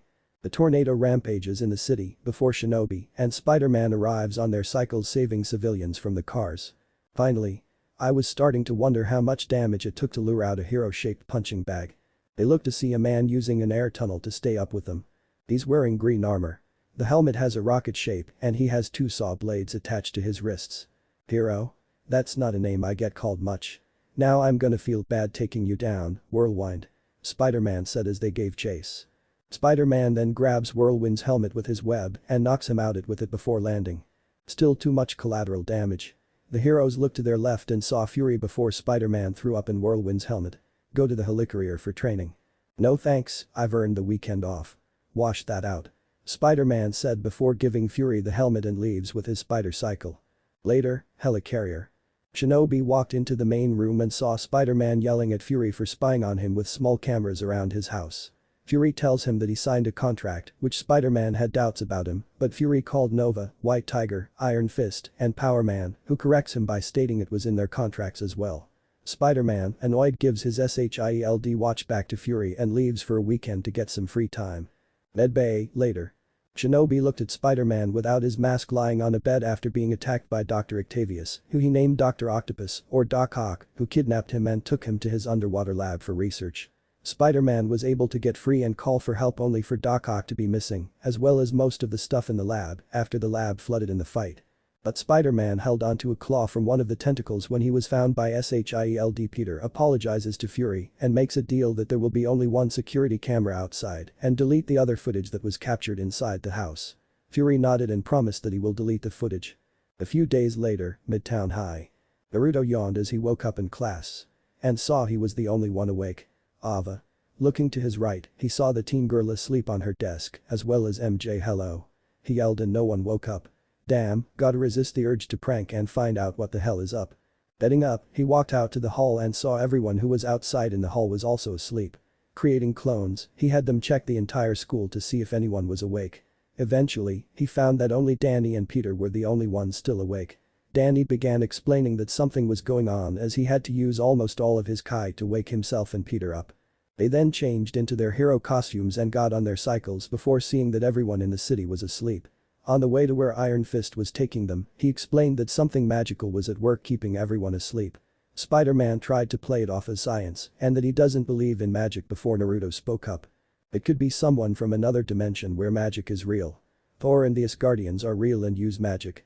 We live in a world where there are clones, mutants and superpowers, so don't underestimate the impossible. We need the Sorcerer Supreme. Iron Fist spoke up as they rode above the city. Doctor Strange? Naruto asked, jumping over a building. Who? Spider-Man asked, riding on a web with Iron Fist behind him. Dr. Stephen Strange, a former brilliant neurosurgeon. He was in a car accident that crippled his hands and while looking for a cure, found someone who trained him to be the Sorcerer Supreme. Naruto explained as they rode. Later, they stopped at an abandoned warehouse between two apartment buildings before Spider-Man spoke. The most powerful wizard lives here. Take a step forward, Naruto said, walking ahead. Suddenly, a mansion with a large round window on the roof took the warehouse's place before the door opened. The three heroes walked inside to see artifacts hanging on the wall or as on a table by the walls. Spider-Man walked to a small box and put his hands on it, having it open and had tentacles come out. Close it, Naruto said as they pushed the tentacles back in. Naruto then lifted the box and showed it had a bottom and looked to Spider-Man. How about that? Naruto looked to see a hand grab Spider-Man from behind, revealing a man with black hair that reaches his shoulders and was slicked back. He also has a mustache and goatee with two round earrings and is wearing a red vest over a white long-sleeved high-collared shirt and blue pants and leather shoes. Do not touch anything else, one crisis is enough, Strange said to Spider-Man, who jumped on the ceiling and had eyes open on it. Spider-Man yelled as he fell. Dr. Strange, I presume? You can address me as Sorcerer Supreme. Dr. Strange said, turning around. Yes, Spider-Man, Iron Fist, Shinobi. I'm impressed you're all still conscious. Namist, Doctor. Iron Fist greeted with a bow. It was your training that saved me. I found Spider-Man right before he got too deep under the spell. Strange waved his hand and a green aura surrounded Spider-Man. That's different, Spider-Man said after seeing his arm was glowing green. He's uniquely connected to this reality by energies that would act as a beacon for someone with your sensitivities, Danny. You're lucky to have this, spider sense, as you call it, Spider-Man. Is that like mind reading? Quick, what number am I thinking of? Spider-Man asked, pointing at Strange. You're not thinking of a number, you're thinking of flapjacks. Strange replied, turning to walk away. This way, gentlemen. We have little time. Going into a living room with a fireplace, Strange went to a bowl of water, waved his hand over it and had it shoot up into a pillar and had a face formed on it, smiling evilly. Strange explained this was Nightmare, a demon from the dream dimension that feeds on nightmares. And that nightmare escaped the dream dimension and induced New York residents into an endless sleep to feed on their nightmares. My nonsense is tingling. I don't do magic. Spider-Man said, sitting down on a chair. Well, this guy is still a threat, everyone's asleep and we need to save them. Beating Nightmare is the only way to do it. Naruto said as Strange brought an amulet that had an eye open on it. Eye of Agamotto. Pierce the veil with your sight. He threw the amulet, having it bounce around the room before hitting Strange, having his clothes changed to have a cape with a high collar, a tight blue shirt with a light blue design on the chest, a flame-like design around his hands, and a red sash around his waist. Prepare yourselves. We're going to enter the realm of dreams and stop Nightmare. Or else, humanity falls. Strange said as a portal came down on them, showing a world with endless walkways and doors. They walked forward as Strange floated forward before Spider-Man went in a door, showing White Tiger was in class and failing. She can't hear you, that's her dream self, Strange said as Spider-Man tried to get to the heroine. They continued, coming across Power Man's nightmare of holding a skyscraper from falling on his team and was slipping. And Nova was in a room full of white bunnies with pink eyes, revealing he has leporphobia. They walked out as Spider-Man surrendered his magic isn't real argument before hearing a deep chuckle behind him. Looking back, they saw Nightmare wearing green clothes riding on a black horse and holding a black sword that's hollow in the middle. Oh, that's an ugly bastard. No wonder he's called Nightmare. Naruto said, getting into a stance. Only to have the walkway throw him into a door. Naruto looked around and saw that he was back in Konoha. You know, coming into my nightmare wasn't wise, Naruto said as everything went dark and Nightmare saw two large red slitted eyes. Naruto then walked out the door to see a sickly-looking Nightmare before he heard Strange say the spell was broken before each of them hit Nightmare and then found themselves back in Strange's house where Nightmare was caught by the box Spider-Man knocked open earlier and was pulled in by the tentacles. Is he gone for good? Spider-Man asked as Strange picked the box up and saw a small glass opening showing Nightmare was trapped. No. There will always be nightmares, it's a part of who we are. But when we face them, we can overcome them. And be stronger for it. You taught us that, Spider-Man, thank you. Speaking of nightmares, have you had the one where you should get back to school before anyone notices you're gone? Midtown High. Naruto, Peter and Danny are sleeping in the detention room as Peter was holding a top hat. The others then walked in not knowing what happened other than just falling asleep before Sam ran to Peter with a marker. How do you spell doofus backward? He asked before a rabbit popped out of Peter's hat. AHH. The eyes. He yelled running out of the room. Sweet dreams, Peter said opening his eyes with a smirk. To be continued. Now. Midtown High, morning. Yes, the science fair. I cannot stress how important this is. Coulson said as he looked into a beaker of green water. The winners head to the state finals and eternal glory. Plan well. I am splitting you into teams. Sam Alexander and Ava Ayala are a team. Naruto looked to see Ava wearing a pink tunic with a black shirt, groaned as Sam, who was sitting beside her, woke up. Barry Osborne and Danny Rand. Luke Cage and Peter Parker. And Naruto Uzumaki and Mary Jane Watson. He finished as the others, minus Naruto and MJ, celebrated. Any idea on what to do? Naruto asked, hands behind his head. No, but why don't we meet at my house to think of something?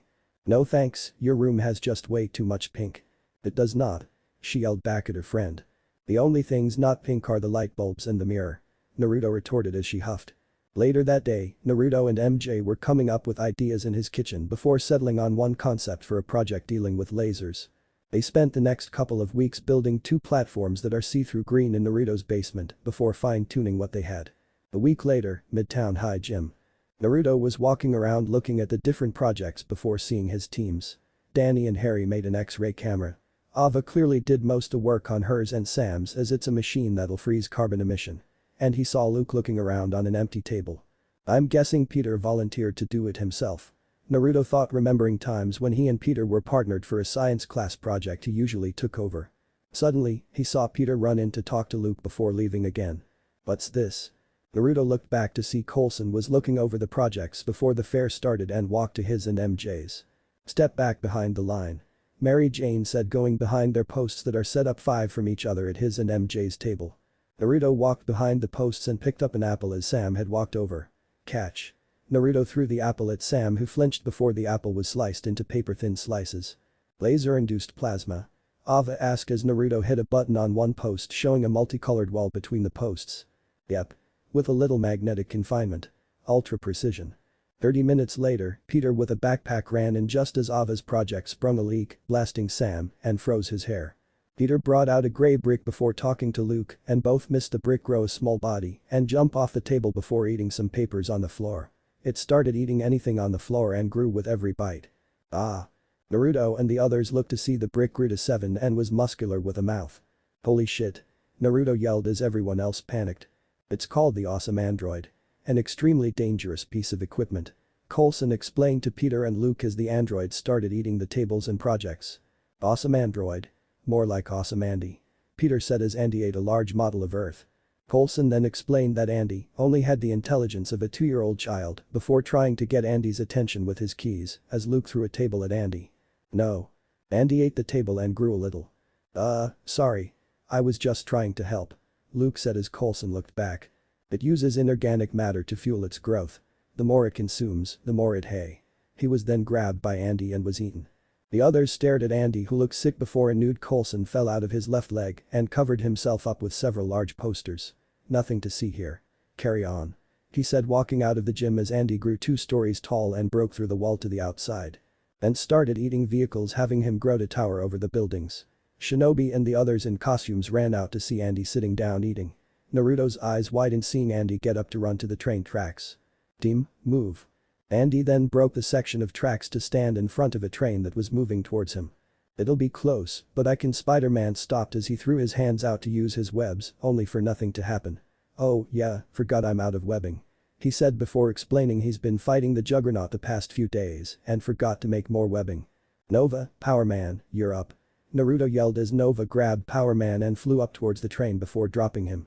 Power Man pushed against the rain as soon as it got to him, as Nova flew beside him to help stop it. Spider-Man and the others caught Andy's attention, having the android walk to them just as the train stopped at a missing section. Spider-Man. Naruto blinked before seeing a very muscular man with towering height. He's wearing an all-red outfit with a large dome-like helmet. This is the Juggernaut, real name Kane Marco, a dangerous criminal with unbelievable strength. The Juggernaut then ran to the heroes who jumped out of the way and hit Andy who, now angry, picked him up and ate him. He then came out of Andy's foot without his clothes and was then met with a Rasengan, spiraling sphere, that sent him flying into a steel beam of the tracks, knocking him out. Well, that happened, Naruto said as the angry Andy started breaking everything and screamed as he stepped on an ice cream truck and had his foot shrink. Look at his foot. It shrunk. Something in that ice cream affected his mass. He doesn't like ice cream. Who doesn't like ice cream? Spider-Man asked as the others noticed a leaking tank freezing the ground. No. It's the cold from the tank. Coulson said he's made up of highly expandable compounds. They must shrink when they're cold. Power Man said to the others as Naruto looked to White Tiger. Don't you have a project that does that? I got it. Spidey, you're with me, we gotta whip something up in the lab. Power Man said running back to the gym. The others did their best to keep Andy's attention on them before Spider-Man wearing Ava's project on his back ran over to them. Power Man ran over, grabbed Spider-Man, and threw high to Andy who ate Spider-Man before he threw up everything he ate and shrunk down to his brick size. Later, SHIELD flew down and took Andy and Juggernaut away as Coulson got unwrapped in a blanket. Naruto walked back to the school as both Power Man and Spider-Man walked on the jet to take the blame for taking Andy. A few days later. 1. Shinobi, deciding on doing some solo work, was driving through traffic on his bike as a group of men in black and blue flying armored suit flew in front of him, two holding a locker of jewelry. Today's not my day. He said having stopped several robberies before coming across this group. One man turned and fired electricity at him from a gauntlet on his hand, having Naruto throw several shurikens, hitting their jetpacks, leaving only two who were carrying the locker. They too flew over the parked cars, having Naruto pull a wheel stand and jump in the air before flying his bike after the duo. Ah. Naruto noticed a teen girl with short blue dyed hair and a grey beanie, sleeveless top, pink hand tape, grey jean short shorts, knee-high black socks with grey tennis shoes, about to be hit by a falling sign. He hit the thrusters before grabbing the girl and put her on the back of the seat. Why you saved me? Of course, that's my job. He then saw the men go in an alley and stop the bike. Wait here, I'll get them. Naruto walked over to the now walking men before jumping over and kicked one man into the wall, knocking him out. And then saw his partner trying to take the locker. Would have been easier to drop the box, Naruto said before punching the man. Okay, time to get to school. He trailed off walking back to his bike and found it was missing. Damn, she's got guts to steal an Avenger's bike, Naruto said before running up the wall. I wonder if another hero had that happen to them. Midtown High. Naruto looked at the top of the school and raised an eyebrow at the banner that was now on it. Crime Prevention Week. The universe is laughing at me right now. After school and having classes projects about preventing crime, Naruto changed into his costume before hearing a report on a bank being robbed. Once getting there, he raised an eyebrow at a large robotic spider piloted by two men in the same armor as before walking out. What the hell?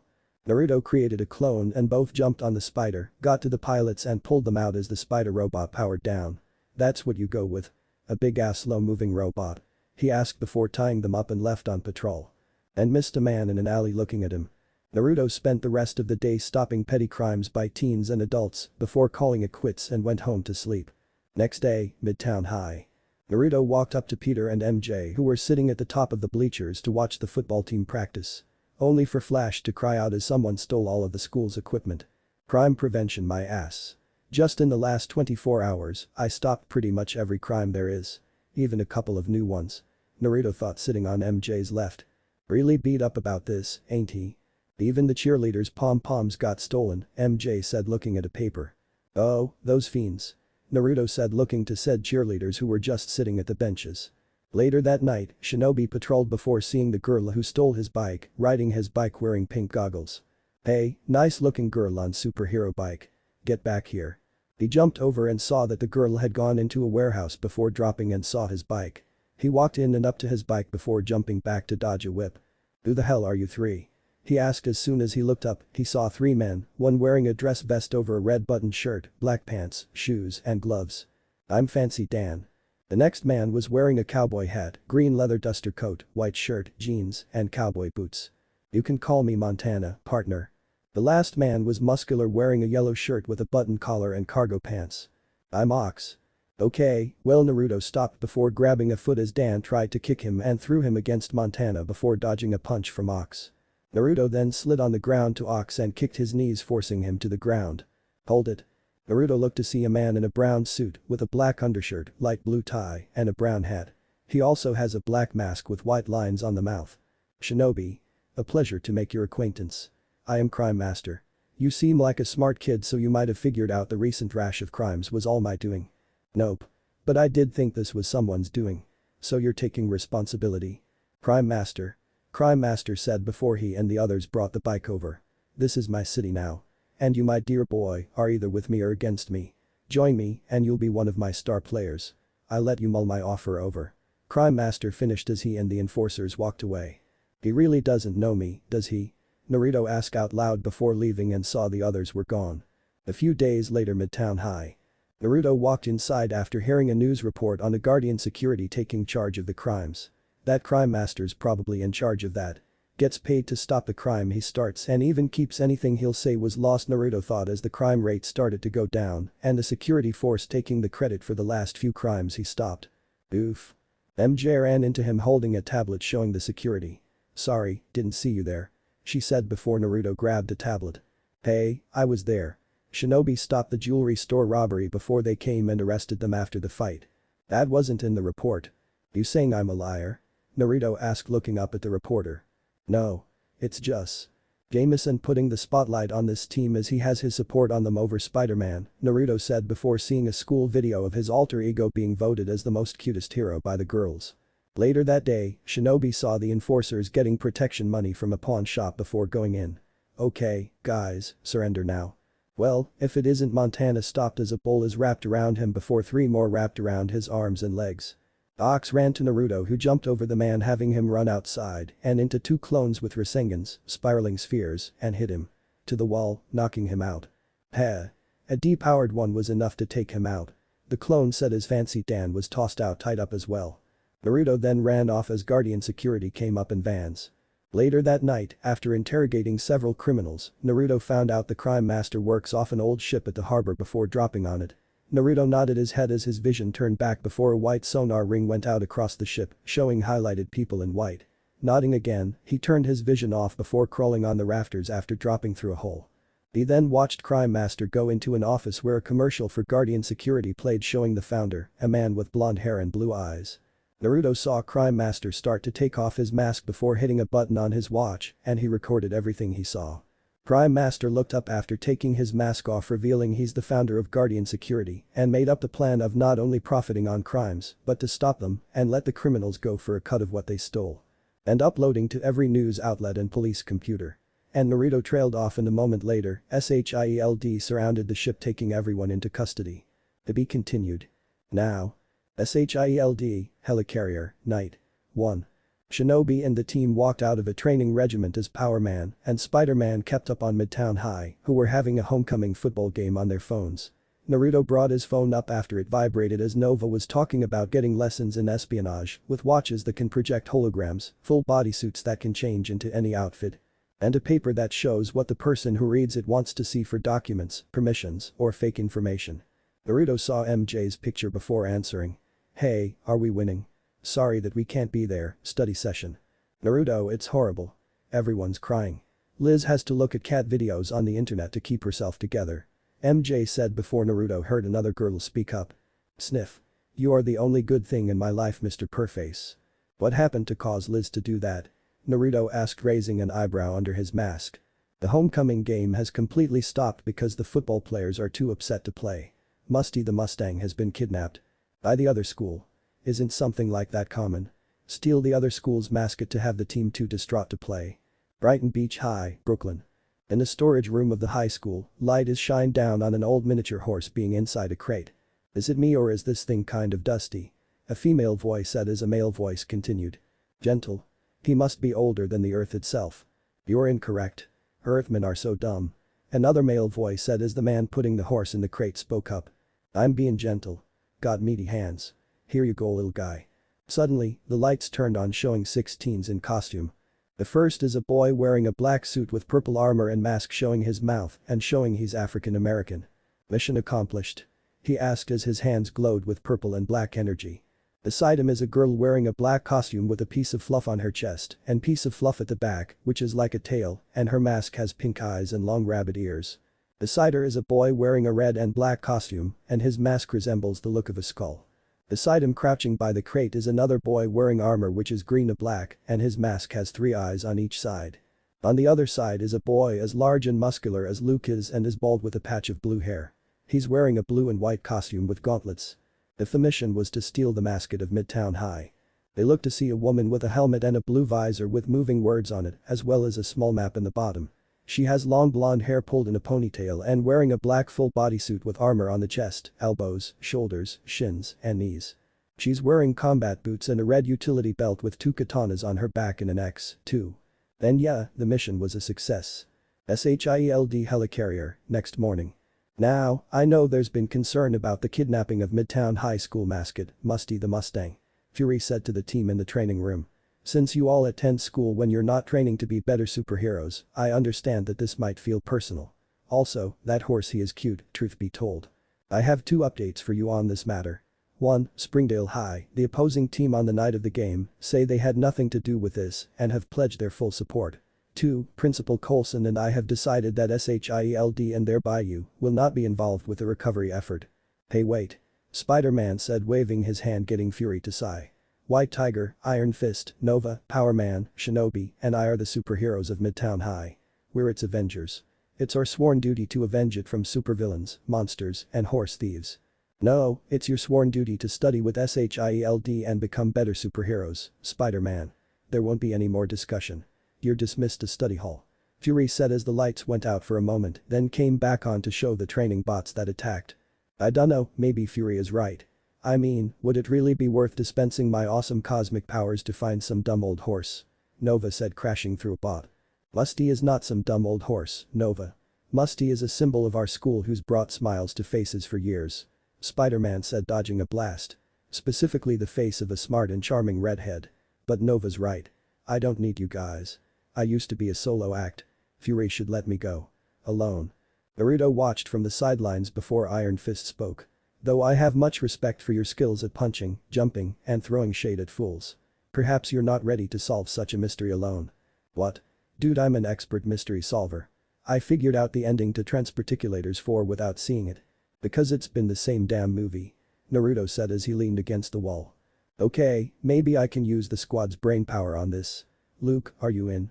Spider-Man asked Power Man who ripped a bot in half. Honestly Spidey, you're my bro and all, but I actually don't like being around horses. Because you're scared of them.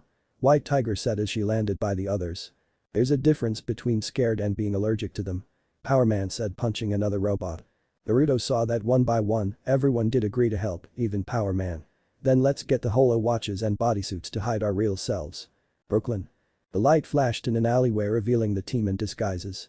Naruto was wearing black jeans, black and white tennis shoes, a red shirt and black baseball hat, and used his watch to hide his whiskers via hologram. He then looked back and deadpanned. Really? He asked looking at the team.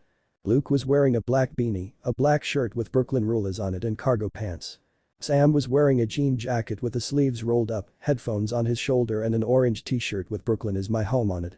Peter was wearing a black jacket with a blue hood, gray shirt and a baseball hat with I Heart BK on it. Ava is wearing a pink beanie with a pink shirt that has Keep Calm and Love Brooklyn with the left shoulder hanging loosely off her shoulder, showing a pink strap, jean short shorts, and black ripped stocking with tennis shoes. Annie is wearing a green jacket with a hood up and a white shirt with I Do, in fact, live in Brooklyn on it and jeans. I mean sure, you don't need to mess with your faces, but the Brooklyn clothes are a bit overkill. Okay, let's get to school. Brighton Beach High School. After taking a bus to the school, they were stopped at the entrance by an African-American teen boy wearing an orange shirt, blue jeans, and a hall monitor sash. All passes. Naruto showed him the glowing psycho-suggestive paper. Okay, and it's signed by all the teachers. Go on inside. You are clearly of Brooklyn, my friends. They walked inside as Naruto looked over his shoulder. Ask around but don't seem suspicious.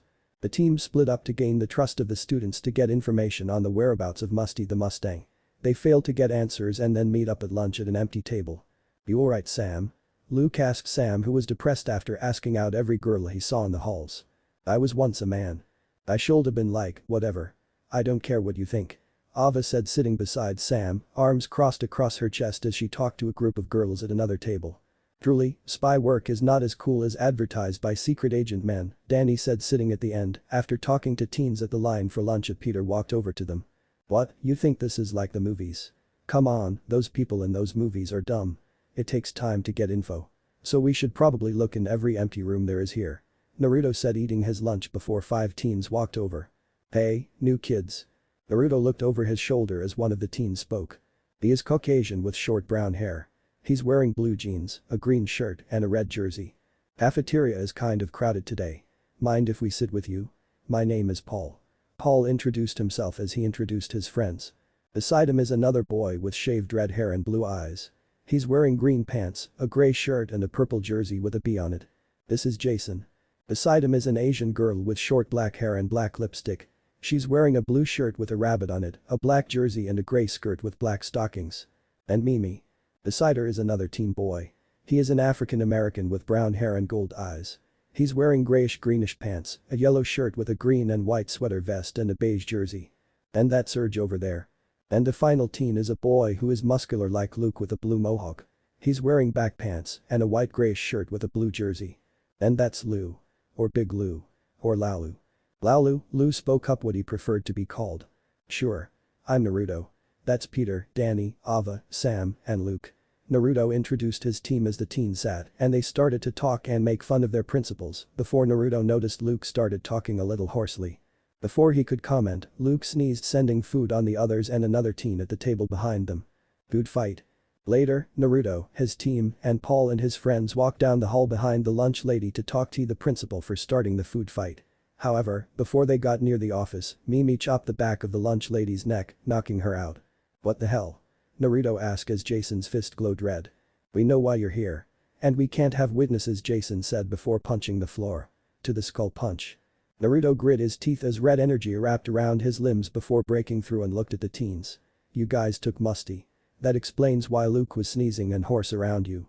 Yeah, and we appreciate it if you would take your whipping and not mention this to Principal Stain," Paul said before looking to Naruto. "You see, despite your convincing disguises as true Brooklynites, we don't think you're what you appear to be." "Which is cool." Paul trailed off as a bright light blinded the team for a second before they saw the others in costume. Paul is in the green armor, Jason is in the red skull costume, Mimi is the black bunny, Serge is in the purple armor and is flying, and Lou is in his costume with gauntlets. "Because neither are we. Evil clones," Peter said before Ava spoke. "Which one is mine?" "The bunny. Please, not the bunny. She is animal themed," Naruto said as the group charges them. "I got him Arachnikid," Jason said, fist glowing red. "Okay, team. Let's go." Naruto yelled, bringing up his watch as the team attacked. "I'm Black Bunny. That's Overcharge." Black Bunny introduced her and Lou, who smashed the floor. "I'm Dark Matter, Master of the Dark Force," Serge said, attacking Ava with a purple beam as Jason attacked Luke. "And I'm Skull Punch, we got it," Luke yelled as they all glowed to reveal they're wearing their costumes. Naruto took a step forward, only to lean back as a black kunai hit the locker. He looked to his right and saw the costumed woman before raising an eyebrow. "Okay, wasn't expecting one for me as the others have powers or moves that seem to be matching my team, so I'll go easy on you." "On. Kai Dangan. Wind Release. Air Bullet." Naruto dodged small balls of air before looking at the holes in the locker and slowly looked back at the woman. "How?" "That's a secret. Name's Jumper," Jumper said with a 2-finger salute. Naruto dashed as the others dealt with their counterparts before quickly pulling out 2 kunais to block strikes from Jumper's swords. He jumped back as she threw her blades out and had blades of wind coming off of them. He looked back as Spider-Man was punched through a wall before hearing Skull Punch speak to Iron Fist. "Hope you have room in your stomach for your teeth, you cheap knockoff." "Cheap knockoff? You hear that, Shinobi? They're calling us cheap knockoffs," Power Man said, uppercutting Overcharge and had him hit the ceiling. "I heard," Naruto said before pulling his mask over his mouth, did several hand signs and shot a stream of fire at Jumper, who jumped back, having the sprinklers go off and had the students and teachers leave the building. "So, you're getting the people out?" Jumper asked as Naruto fixed his mask. Yep, you're a smart one ain't ya? He asked, getting Jumper to glare behind her mask. Get the horse. We don't need to fight them. He said before they each disappeared in the crowd using their holograms to blend in.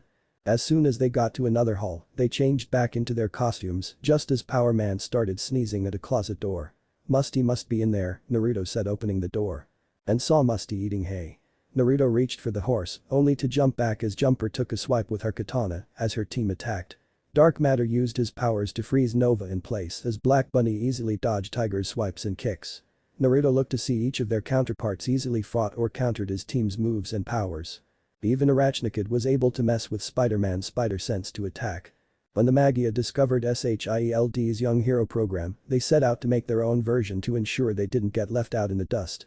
They recruited us from this school. Arachnakid said, dodging Spider-Man's webs. I'm the answer to you, Spider-Man. I've been trained to combat your powers, your attitude. I was made to beat you. And now, I'm ready. He then went on to explain that their principal didn't think they were ready, so he stole their mascot to lure them in to prove him wrong. And you? Naruto asked his counterpart, who shrugged. Paid to take you on. Makes sense since you can use jutsu. But how did you get here? Secret. Naruto just smiled as he hit his watch, having the team look like him before they attacked, having her team get confused on who to fight before they each changed into each other. Musty just walked to his trough and took a drink as the real Naruto jumped after he got behind her and threw her against a wall. He saw the others take care of their counterparts before dashing out with his team to get Musty. And missed a man appearing beside Jumper, who disappeared in a cloud of smoke. All you had to do was listen to me. Principal Stain. Arachnakid said, looking over his shoulder. Stain is a Spanish man who is buff with a black beard and comb-over hairstyle. He's wearing a red jersey under a gray suit. I got some experience in this kinda thing. I know when to lay low. And I know when to strike. Paul Palmer, Jason Grimm, Mimi Lapin, Serge, and Louis Marco. I ain't interested in what you got to say. Now, who wants to explain why SHIELD agents interrupted me in the middle of my tea? SHIELD, helicarrier. Shinobi stood in a room with Coulson as Stain and his team was handcuffed with power dampeners. I'd just like to point out, Principal Coulson, sir, that these students acted on their own. Stain said as Naruto walked to him and pulled out a thick file and DVD. And everything on these says otherwise. Detailed accounts on your meetings with not only the Magia but every criminal in our database. You won't be seeing sunlight again, Stain. Or should I say Giacomo Fortunato aka Jimmy 6. Naruto finished dropping the file that had a chibi Jumper on it, giving the peace sign. Walking out, his phone vibrated before he picked it up, showing Musty was walking out on a stage beside Stan. Wish you were here. MJ. Naruto smiled as he walked to see his team, hearing Fury suspend them for a month on going anywhere. Heh. It was worth it. To be continued. Now. SHIELD, helicarrier night. Shinobi crawled through the vents after getting on the carrier an hour ago for late night training. Only to see it was captured by a group of men who are all wearing blue suits with a special yellow zodiac sign on each of them. Some of the members wore the animal masks of the zodiac's respective animal symbols on their suits, while others are wearing light brown cowls. I'm guessing these are the Zodiac organization, Naruto said, quietly remembering reading up on various organizations that SHIELD had their eyes on. Ah. Naruto stopped at a part of the vents that split into 4 in one vertical vent as Spider-Man dropped down the vertical vent. I'm also guessing he met our party crashers. Naruto then slid down and stopped on the ceiling, seeing they were now in the trash room that also had water in it. I've seen this somewhere. He said as Spider-Man looked up at the Avenger. What happened? Spider-Man asked as Naruto flipped down. Don't know, I got here an hour ago but haven't found anything. They said Nick is dead. Naruto looked at the arachnid-themed hero and raised an eyebrow at that. Don't believe it until you see a body. Hey. Is that my label maker? Spider-Man asked, going to a label maker box that had a ribbon on it. It's where all label makers end up. Seriously, who gets those as gifts? Before anything else could be said, the room lit on fire, having the duo jump up into the vents. Holy shit. That's new. Naruto yelled before they crawled through the vent. Can't reach anyone. They must be jamming the signal. They crawled to the main control room and saw another man walking around. He's wearing a red suit with a golden armor plate, white hood, and is the only one to have a Scorpio sign, as well as a black scorpion on the top of his mask. Scorpio, Naruto said before looking back as the Zodiac set the helicarrier to self-destruct. Bet your ass is in gear. The two looked at their watches and saw Fury without his coat and sweater on has come up on the screen. Hey Nick, what's up? Naruto asked before rolling back as a Zodiac member shot through the vent with a laser rifle. Both Naruto and Spider-Man dropped down, Naruto aiming his crossbow pistol as he looked around.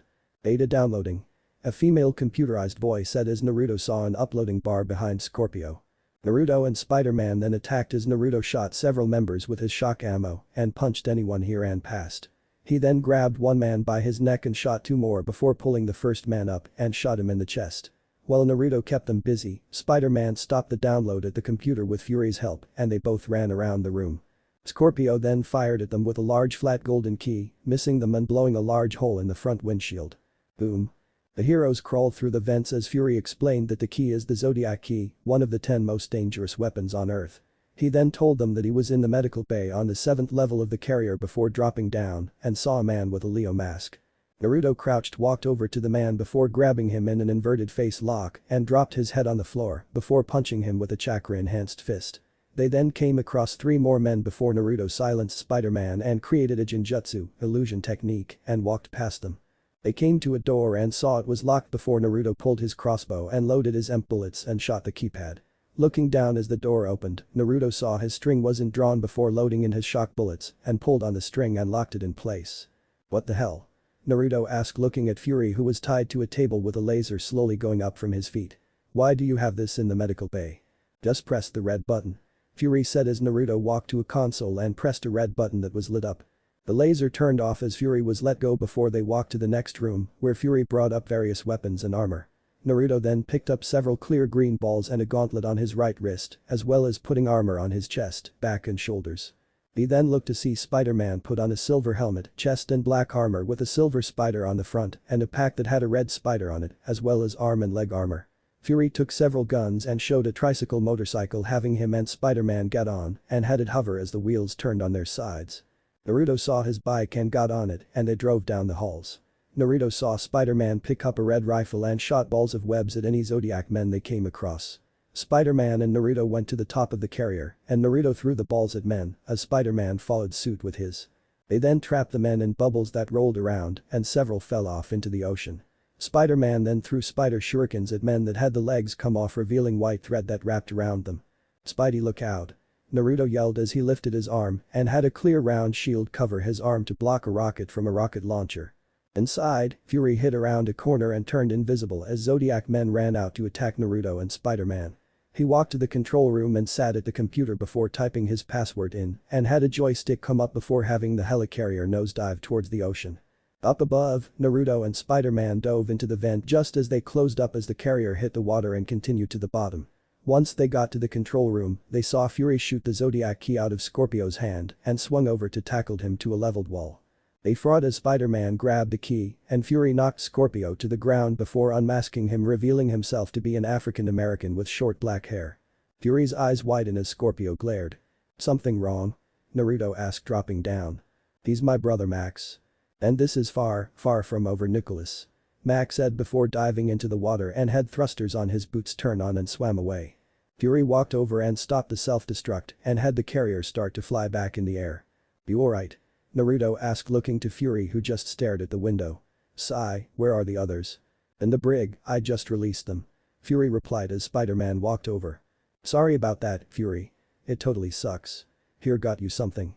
He said raising the label maker box that was singed slightly from the fire. The label maker, you shouldn't have. A few days later, Liberty Island. 1. After dealing with Zodiac, Fury calls Naruto, Peter and Luke and tasks them into going undercover with him as tourists. This mission should be easy. We need to recover a piece of missing tech which can generate a miniature black hole. Great for science. Bad if used for a weapon. Fury said in casual clothes before putting sunglasses on. Help me search the place, it's been split into 4 pieces. Don't be noticed. The 4 of them then split up and search for the pieces until Peter sees a squished penny machine with an out of order sign on it. Huh? Why is my spider sense going off? He asked walking to the machine and reached for it. And then fell through a portal hole that shows the above position of the Statue of Liberty. Peter manages to use his web to save it until the hole disappears. The squished penny machine crashes to the ground and reveals the first piece of tech that they've been looking for. A square exhaust. Naruto and Luke ran over after hearing a crash and saw the piece before they ran to the men's room and changed into their costumes. As soon as they did, a portal opened up under all the stalls and had the heroes fall through and look to see they were high in the air. Standing on the crown of the statue is a man with pure white skin and covered in black spots of various sizes. At last the first piece of the puzzle, he then looked up to see the heroes and the piece of tech fall down. Is mine. The man then created a pure black portal that he reached up and grabbed the tech. Gotcha. The spot. Naruto yelled as they continued to fall before the spot created one more portal in front of him, having the heroes fall in before Spider-Man shot a web to grab the tech and pull the spot in and revealed he created a portal under the Gateway Arch in St. Louis. Every mission starts out simple but ends up complicated. Power Man said as they fell. Spider-Man and Naruto shot a web grapnel and hooked on the top of the arch and swung down just as Power Man landed in another portal and came out at another one close to the ground and fell through another on the ground, having Power Man continuously fall. Spider-Man webbed him and pulled Power Man away from the portals before going to the museum under the arch. There they saw exhibits to the western expansion and the entrance elevators to go inside the arch. And then saw the spot at another smashed penny machine holding another piece of tech. Hold it. Spider-Man shot his webs, only for a black portal to appear in front of the spot and another appears behind Power Man and had his webs attached to him instead. The spot then created another and fell through, having Naruto jump over and through it too and found himself in a desert. Oof. Looking over his shoulder, he saw the others had dived in and hit the ground. Never dive in head first. You never know how far you are from the ground. Let's start walking.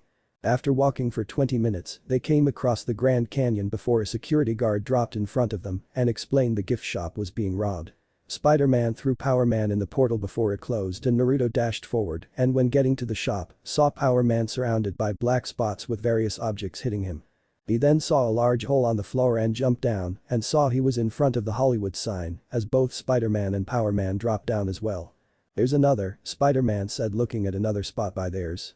Jumping in, all three dropped on top of a building before it fell apart and the heroes fell on padded mats. Cut.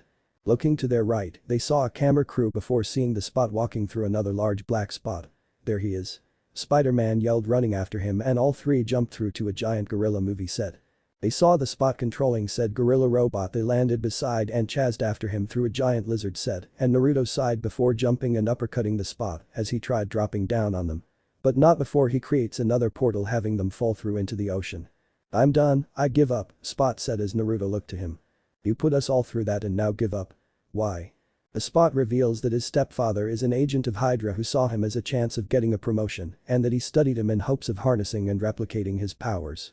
He succeeded in experimenting on him and it gave him his powers, but Hydra had spread the pieces of the tech into 4 and separated it into 4 penny machines in different locations so that SHIELD wouldn't be able to find it. He explains that the problem is that the machine is linked to him and that every time it gets used, it weakens him. He reveals that he needed to get to it before Hydra or it would hurt every time they used it. He reveals that since the machine is not waterproof, they are destroyed so that Hydra will never use it again. As he finished, Spider-Man pointed to a Hydra battle boat that is coming towards them. However, the Spot creates a portal hole to send the Hydra battle boat to another location. Naruto, Spider-Man and Power Man then bring the Spot after being picked up by the SHIELD helicarrier Fury. They explain everything to Fury and he sends troops to arrest the Hydra agents. To be continued. What if Naruto was Spider-Man and Ultimate Spider-Man? End here and thanks for watching my video till the end.